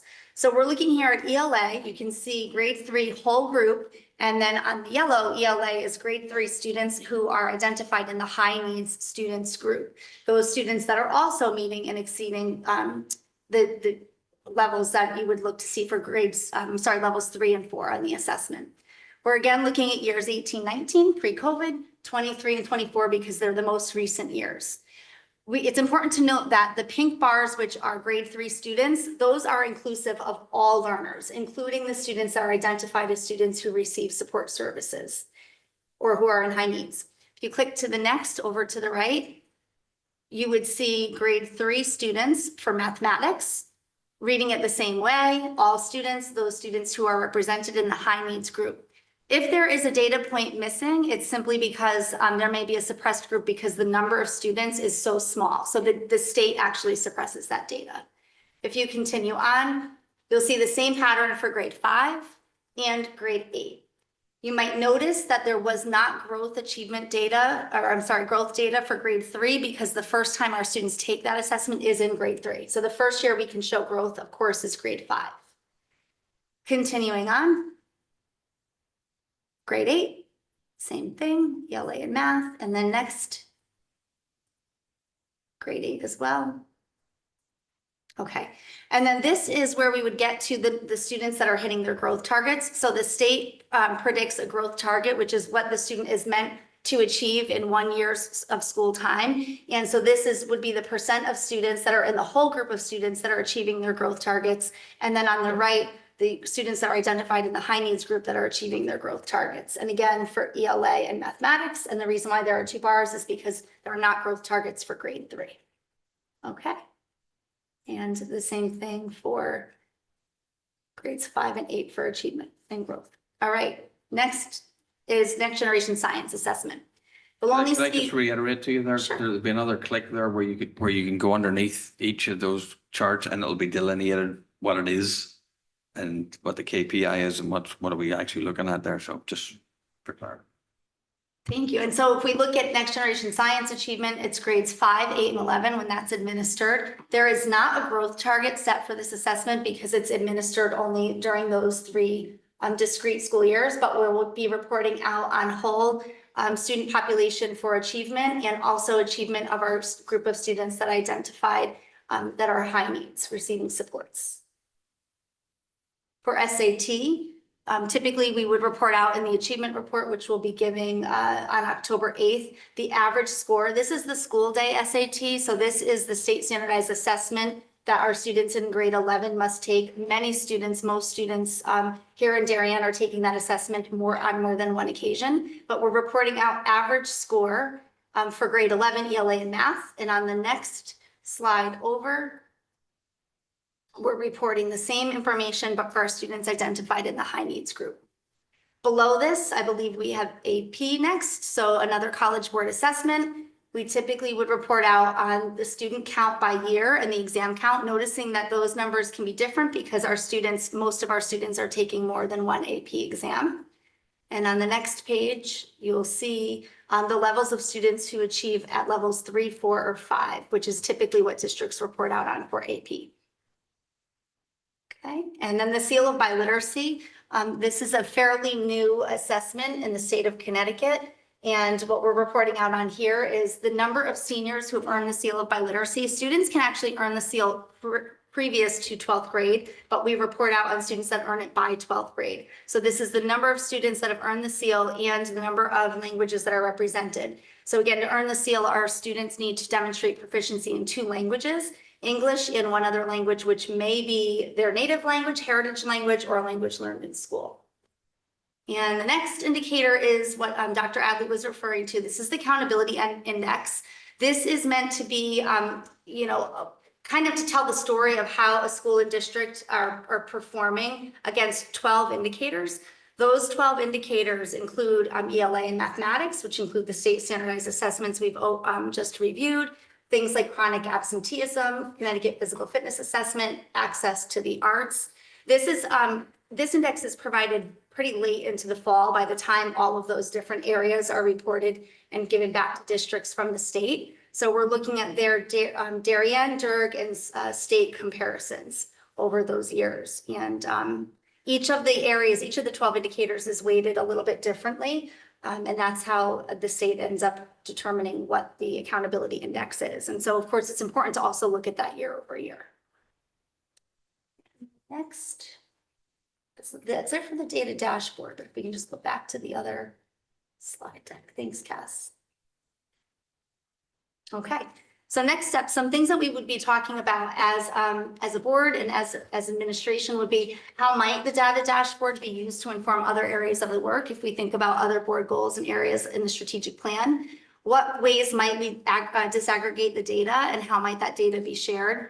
Where will the data dashboard be housed and how might it be accessed, again, to increase transparency with our stakeholders?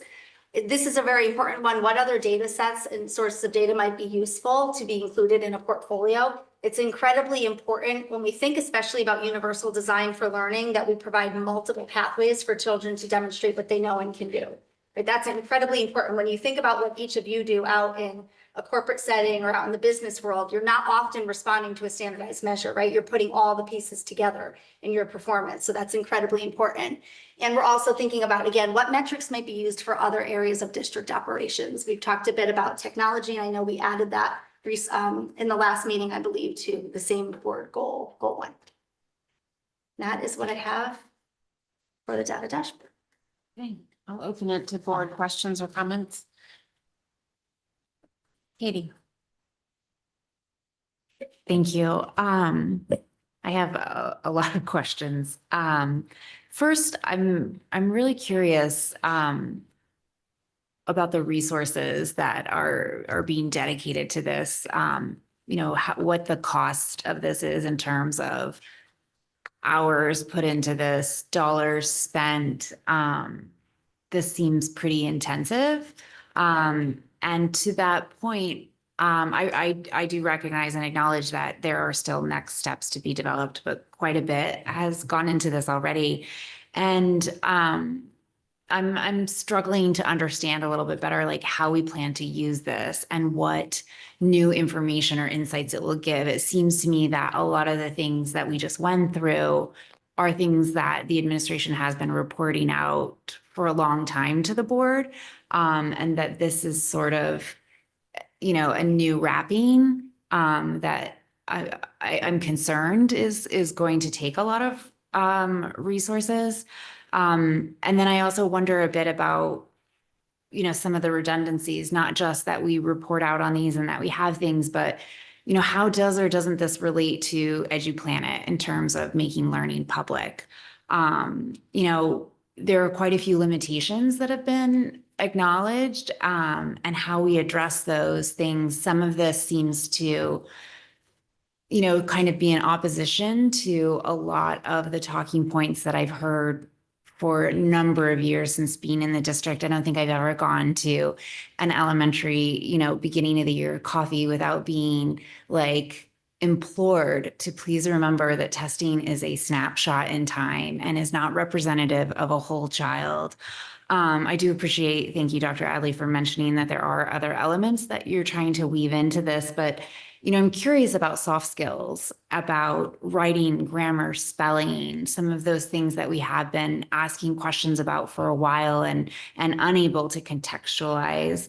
Again, coming back to some of the things that you hear in elementary school, there's been a reluctance of teachers to ever kind of respond to that common question in parent-teacher conferences of like, where does my kid rank in their class? Teachers hate that question and they do not want to tell you. And I would be curious if anyone has ever gotten something that, they're in the middle. But SBAC already reports that out anyway, right? Like those scores just came out this week and they tell you like, this is where your kid did, this is where your kid did last year. This is how the whole district did. Like, this is the state average, whatever it is. So I'm curious about a lot of these things. And my final point, is, and maybe, Shirley or Amy, whoever is best to address this, the high needs category, definitely makes me pause. I'm curious if that is including every student that has an IEP, a 504, every student that's receiving services, or if it's taking into account the why. Like, for example, if a student, let's say, gets support in math, but is exceptional in language arts, are their scores still going to be reflected in a high needs category? So yes, Katie, the high needs includes all students with those three areas, students with IEPs, students who have free and reduced lunch, and students who also are ML students, or ELL, as we formally refer to students who are not native English speakers. The state groups that cohort together, we don't, nor would we necessarily, but it's how the state reports out on those standardized scores. So this is part of the portfolio of how we manage our database. We do have a consultant we have had for years who does a lot of the data for us. So we have a website that does that behind the scenes. So that is part of his actual charge to do that. So we're not anticipating a fee for it. I will politely remind you, the board asked me to do this, right? So it was the board who asked for metrics. I came up with what the metrics I thought were reasonable, and also sort of like try to do a 360 of it. We are going to try and do from vision of the graduate and so on and so forth. But yes, some of these have been reported out. Others have not been, both the high needs, the accountability index, and all the individual indices that go along with that.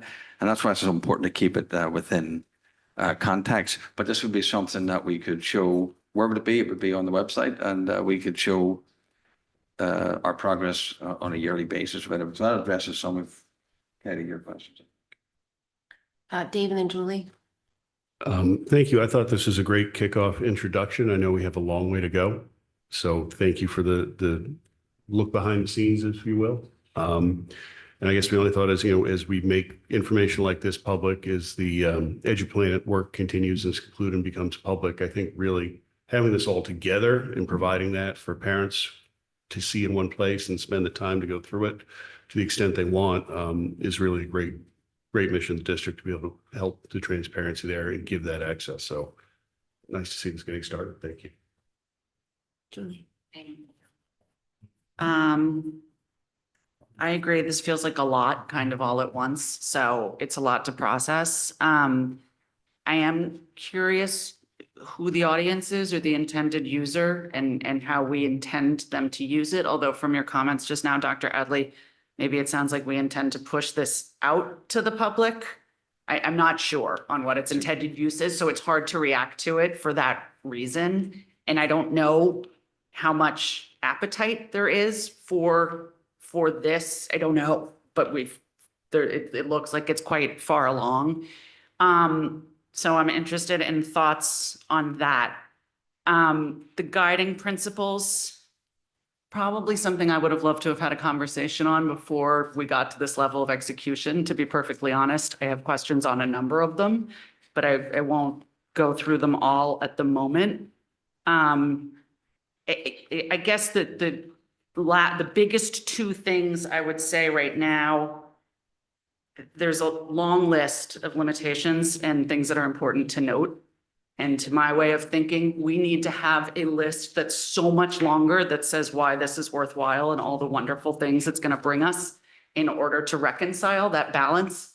And I don't see that right now, which brings me to my last point is I didn't take much, if anything, away from how this helps improve student outcomes. And so without any of that, I don't know what the why is. So, go ahead. Go ahead. No, go ahead. I mean, I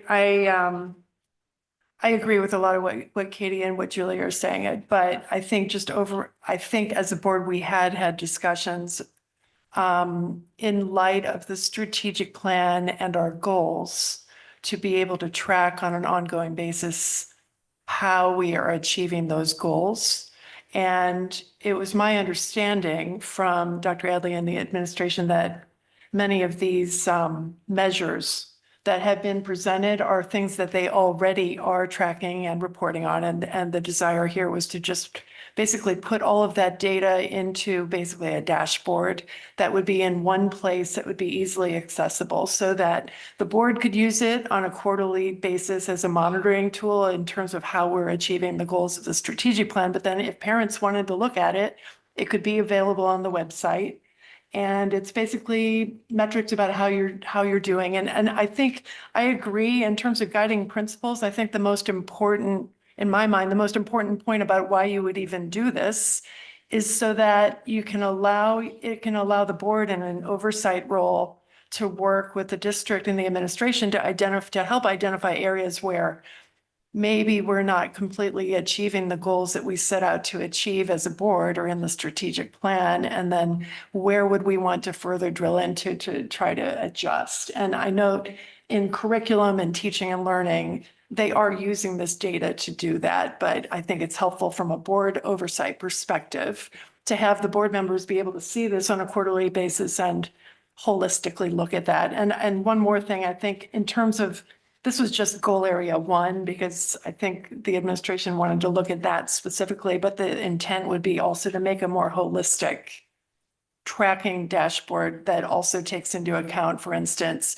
goal number 2 of strategic plan about how are we helping with wellness and mental health. Goal number 3, how are we achieving the goal of the vision of the graduate and allowing different pathways to what we consider to be student success.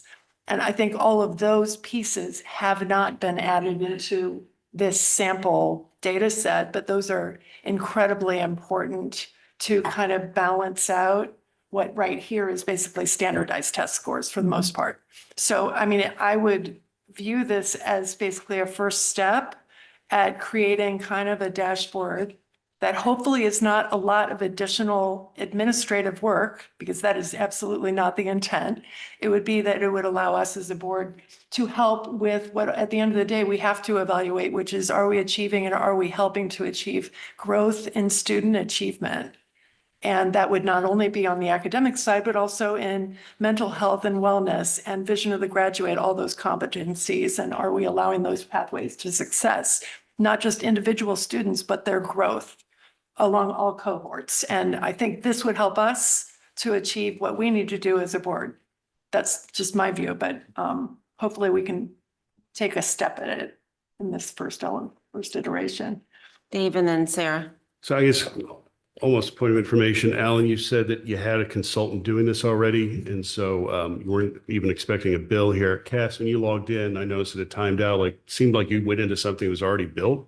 So is there building going on behind the scenes to create this dashboard for us tonight? Or were you simply granting the board access to a system that's already built and you're using, or a portion of that system? Well, I'll answer a couple of questions, if I don't mind a lot of some out of there. Julie, what's the audience? Well, the audience is the board, first of all. Like, I need to, like, the board asked me to do this, right? So let's forget that a little bit. You asked me to come up with metrics for teaching and learning, and I am okay with doing that. But we have to keep the thing in context. The whole movement of education is actually away from standardized test data and so on and so forth, right? So you have to be, but at the same time, we're a learning organization.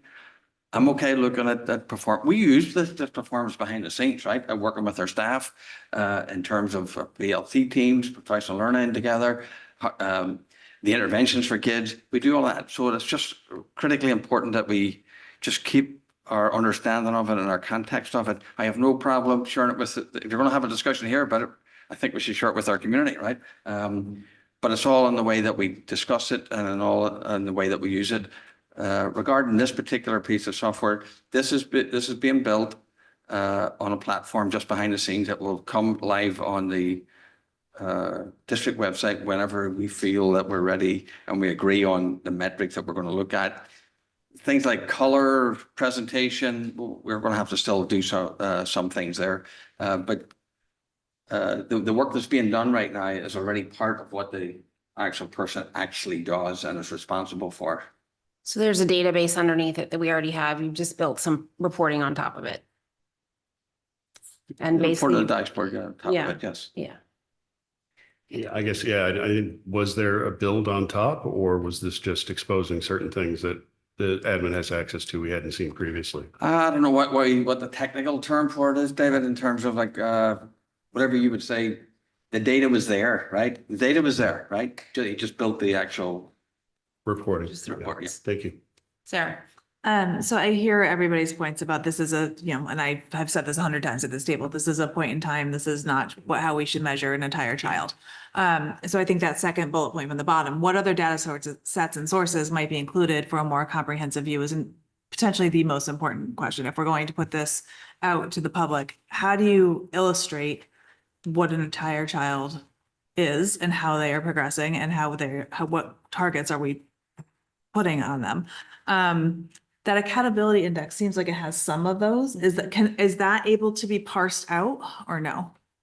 Yeah, so the state does provide data points, points earned and percentages for each of those 12 areas. Okay. So we would have a discrete, we would know how many points we've earned and our percentage of earned points, for example, with Connecticut Physical Fitness Assessment or with access to fine arts or on track for graduation. Right. So I mean, I think just thinking of that, like if you could parse each of those 12 out, I think that would help to maybe, that to me is the only measure that's included in this dashboard that is at least quasi comprehensive, I mean, what else could you, the whole point of measuring numbers and kids, like it's tricky, it's messy. And I don't know how you create a complete dashboard with numbers. And I don't know how you do it. So. Well, you don't, we just have to be careful that we're not talking about widgets here, Yeah, right? absolutely. I would actually much prefer spending my time having us do assessments around those attributes of the vision of the graduate, to be honest with you. But But, For but this is a example- part of our work. Oh, I'm sorry, Dr. Adley. No, you're I was good. gonna say, we, for example, will be sending students off to participate in debating with Model UN. That's not something that's measured on a standardized assessment, but a student being able to take a position and articulate that position and win a debate is a very important skill, right? And that allows a student to pull together not only standards, like content area standards and facts, skills, but also dispositions for how do you communicate. So we have to look, standardized assessments are incredibly important. They're one measure we should be looking at. But those other opportunities, like when you have a student who is president of a club and demonstrating leadership, that's another, we have to be thinking about, some of these are quantitative measurements and some are more qualitative. Right. And all are important. Yeah. When we think about, students that are applying to colleges or thinking about college and career, we need them to be able to demonstrate both knowledge, skill, and disposition. And I'm thinking like behavior too. If we're talking about our SRBI for behavior being part of our curriculum, how do we measure, like there's just all sorts of different areas that should be included that I just don't know how you illustrate that in a graph. Dave, then Julie, then me. Thanks. Yeah, I guess just following up on Amy's point and a little bit Robin's, I mean, this to me is a start, and I know you can't measure an entire child with data, but for us as a board, as the oversight, if we start to see what is in EduPlanet, we start to be able to measure results here. If we had OpenGov or some other tools like that, and we're able to put that out as a dashboard, gives us the ability to really manage and see the whole piece. And I know you're not going to get everything. Your thought, Amy, about somebody goes to Model Congress and does a great job there because they pull together the pieces. Probably is it possible in the next 4 or 5 years we could just have that running open? You could have OpenAI summarize and take away the key points and tell you why they actually demonstrated certain skills and models in that presentation. Yeah, so maybe that's something we're able to add some few years down the line. Not unbelievable, but again, this is a great start. This is something we haven't had, this kind of a data and this ease of access. So I applaud the effort and us getting this started and look forward to improving it. Julie. So yes, understanding what we're saying, that this is a start. So I would agree that there's work that needs to be done.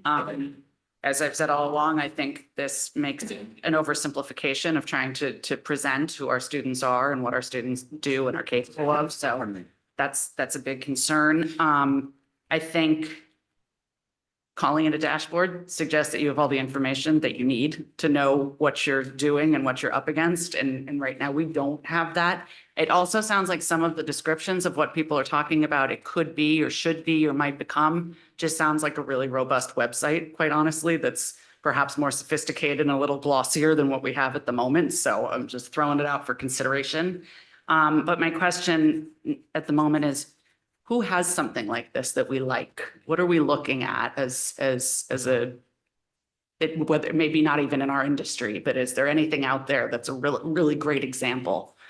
I looked and Well, most districts don't do this. In all honesty, that most of the districts, certainly not under DERG, would not be doing this level of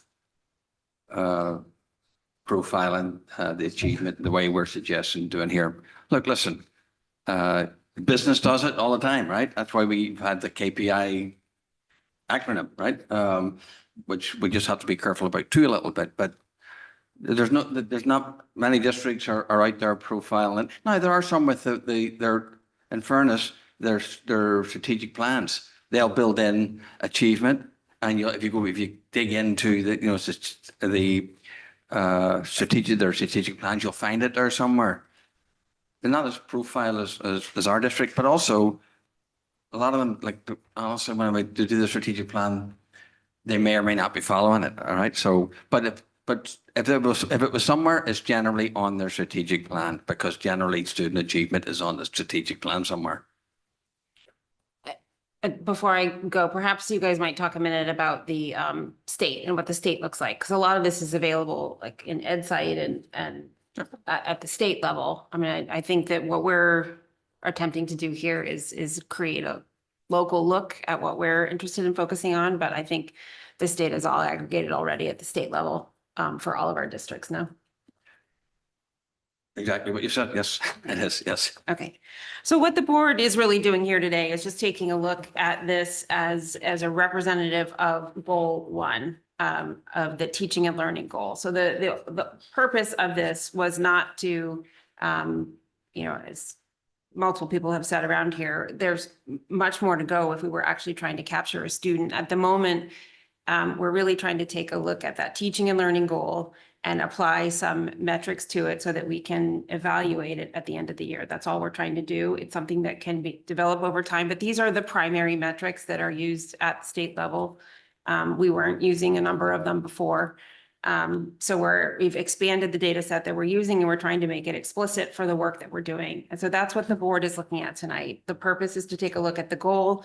Is the data that we are evaluating more or less matching up to what we want to use in order to track goal one. There will, of course, be other things that we track, including work that is produced over time and other types of sort of like milestone type performances, but milestone type objectives. There might be other performance data.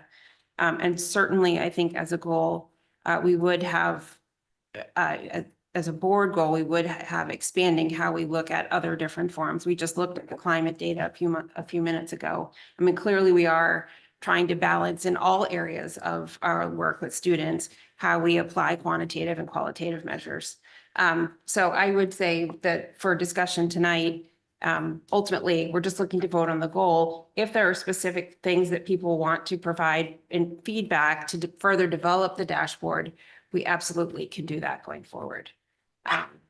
So I will make, if I make just one connection between curriculum and so on. It may well be under some of these descriptors because it's the drop down.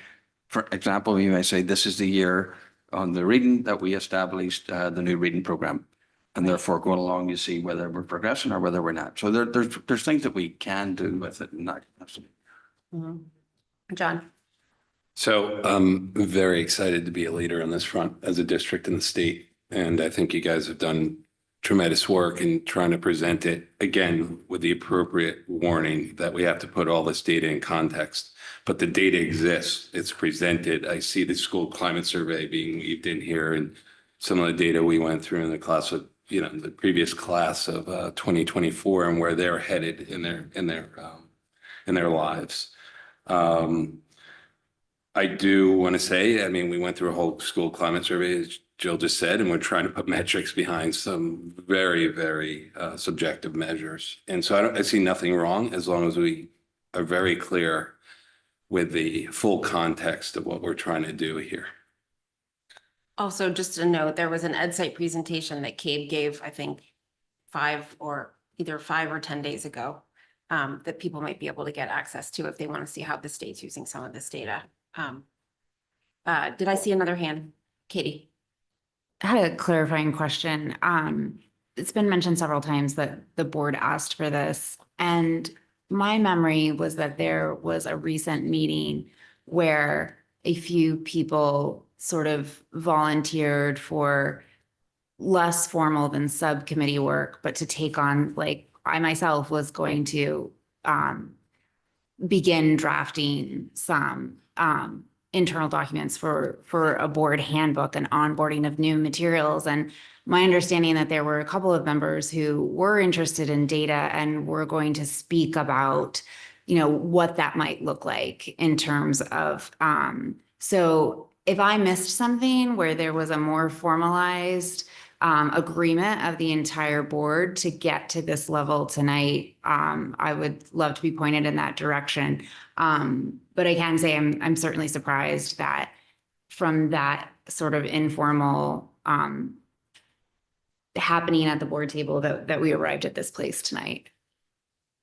I think it's probably important to distinguish between some board members who had points of view on wanting more data and administration. I think the conversation that we had at the last board table was that their board was having difficulty translating between the KPI that was written at the top and how it might be used. And so, yes, there was a group who were interested in the use of data, but I think that part of why we have something more concrete in this case is so board members could understand what would probably be used, as opposed to just a look at 3, 5, 8, and 11 and 12. So the message to me has been from this board that you want the data around this and you want the data measurement, which is fine, right? It comes in this shape because honestly, we worked as hard as we could to try and get something so we could try to bring this to closure a little bit and try to move it forward. So we tried to, like, we shouldn't be even as far along in the dashboard to try and sort of like bring it to life a little bit and give some discussion around it. And, so I think we're further along in many ways than we even anticipated being. But this is a discussion for the board whether you want this or not. But this is what I'm thinking, and I'm happy to support what I've suggested here, but with some reservation about Sarah. it. So I don't necessarily think there's anything wrong in being transparent and putting, data in front of parents and stakeholders. But I would love to get your ideas, Alan, Amy, Shirley, whomever, of what else could be included in a dashboard to be, like what else would we be putting in a very public space, and how would that, it's hard to know what a complete, how you illustrate a complete picture, but to me, this is not, I don't want this public yet, because this is just, this to me reads, we only care about standardized testing, and that's not what we're talking about at all. So I don't think anyone at this table would agree with that. So I guess going next steps, Jill, like we're approving this goal tonight. Yeah, We're not approving this We're not. dashboard, so I think we kind of have to separate the two things. Correct. I would agree with that, Sarah. So we're approving the KPI. So you've seen the dashboard that tells you what the KPIs we're looking at, which ones we'd be applying, whether or not, agreed, Sarah, whether or not that shows up on the website as a dashboard, it can certainly be a different discussion. So I think for the purposes of tonight, if you are relatively comfortable with that use of data for the evaluation of Goal 1, again, with the understanding that that's just a dashboard, there are other metrics embedded inside of Goal 1 already that we've been looking at for a couple of iterations. We're just looking for approval or not of Goal 1. We can certainly have another look at the dashboard and talk about that in more detail at a future time. Yes, Katie. So I just want to clarify the connection between these two and what we are voting on tonight. Because even if we're not discussing particularly this dashboard and its future use, there does seem to be a line drawn that the way that we are evaluating teaching and learning is through standardized testing. Well, there's the whole goal with a bunch of different metrics in it. These are the KPIs listed at the top, but there's a number of metrics.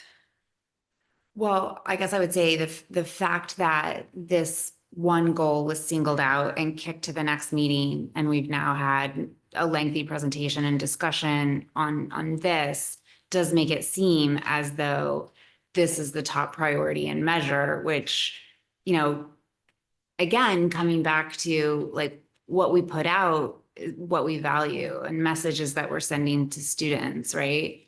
But aren't you the one that says we're the ones who need to have teachers in the classroom because education is our primary output? That's what we do. Teaching and learning is our primary job. I'm sorry, I fail to see the connection of your point. Really? Yeah. Teaching and learning, this is our first goal because it is one that we've identified. I am surprised that it isn't a priority to you at this I'm stage. not saying that it's a priority. I'm asking, I'll state my question again because it sounds like you didn't get it the first time. I'm asking about whether or not tonight's discussion and presentation on the dashboard is saying that the way we measure Goal 1, enhancing teaching and learning, is largely dependent on the results of standardized test scores. There's a series of metrics inside of the goal. Have you gone through it? Jill, yes. Okay, great. So you are concerned. What metrics would you like added then to that goal? I'm simply stating the point that I'm concerned on an over-reliance on standardized test scores. Point noted, but it's not enough to say, I don't like it. You need to come with what you want. Brenna. I think to address sidestepping the qualitative concerns for a moment, I think from a quantitative perspective, there's still more specificity that we can gain from tracing where students are coming from and they're achieving these higher scores. Are they coming from an honors class? And I think that's where we might be finding some of those intersections with learning and with teachers is through where are they coming from? Yes. Which teachers are they coming from? I think that's where, to my understanding, we'll be finding those connections. But I just, in congruence with what Mrs. Best was saying, I think if our goal is to get closer to using these numbers as a unit, not the unit, as a unit, then I think we do need to move limitations of the achievement data instead of a note to a guiding principle. And we need to facilitate a very, very rich discussion about how are each of these factors directly impacting student performance. Who's getting tutored? Who's not taking the SAT? Who's taking the ACT? Who wasn't in school that day? Who, if you were like me, when the SAT school day happened, we had that earthquake and we lost 25 minutes on the test. And that was the lowest I've ever scored. We need to be discussing, not only just noting, but we need to be fully discussing, fully expanding how each of those points directly impacts. And I think that'll be able to address not only the concerns about, well, these numbers aren't the be all end all, but additionally the concerns about, the gray areas between groups. I mean, we know that high need students aren't, high need students does not dictate low performing students. We know that. So in order to, really, I guess, cross all of our T's, I think number one, there's more specificity to be gained with the quantitative data as it stands. And then secondly, we need to really evaluate and really discuss all those guiding principles. Thank you. I think that's a great plan. Just summarize a wee bit there. My takeaway from that is, Brenna, that the data, one of the valued purposes of the data is simply allows you to ask more questions. And that's what we do with it. Okay. May I have a motion to approve Goal 1 of the Board of Education Goals and Strategic Plan for 2024-2025? That's John, seconded by Dave. All those in favor? That is Maroney, Best, Brown, Lublin, Sini, McCammon. It's a unanimous parent, Nelson. Okay. Thank you all. Personnel report, Dr. Adley. We have 5 personnel appointments and resignations. One appointment for occupational therapist. That leaves us, I believe, 1 occupational therapist still vacant at Togonique. We still have 1 district-wide speech pathologist that we are looking for. We have a para-educator appointment. And then we have 3 resignations. 1 for Mark, who is DHS custodian, is on his retirement. Sarah is an itinerant elementary art teacher. She has left us to take a new position up in New Canaan. And Jennifer Royal, speech educational paraprofessional, who has resigned. Thank you very much. Okay. In terms of follow-up action items, there were some questions from Greg that he sent in advance of the meeting that if they weren't covered, you were going to follow up, Alan. There's a memo in the cafeteria, and Cass is adding a spot at the bottom of the master agenda for items that don't fit on the master agenda, but that we don't want to lose. Any other action items that I missed? Okay. Public comment. Good evening. If anyone in person or online would like to participate in public comment, please come up to the podium or use the raised hand icon and wait for the chair to recognize you. Please state your name and address for the record, and you will have up to 3 minutes to comment. Please note your time with the chair. We have no raised hands at this time. And no one online? No. Okay, thank you. May I have a motion to adjourn? That's Julie, second.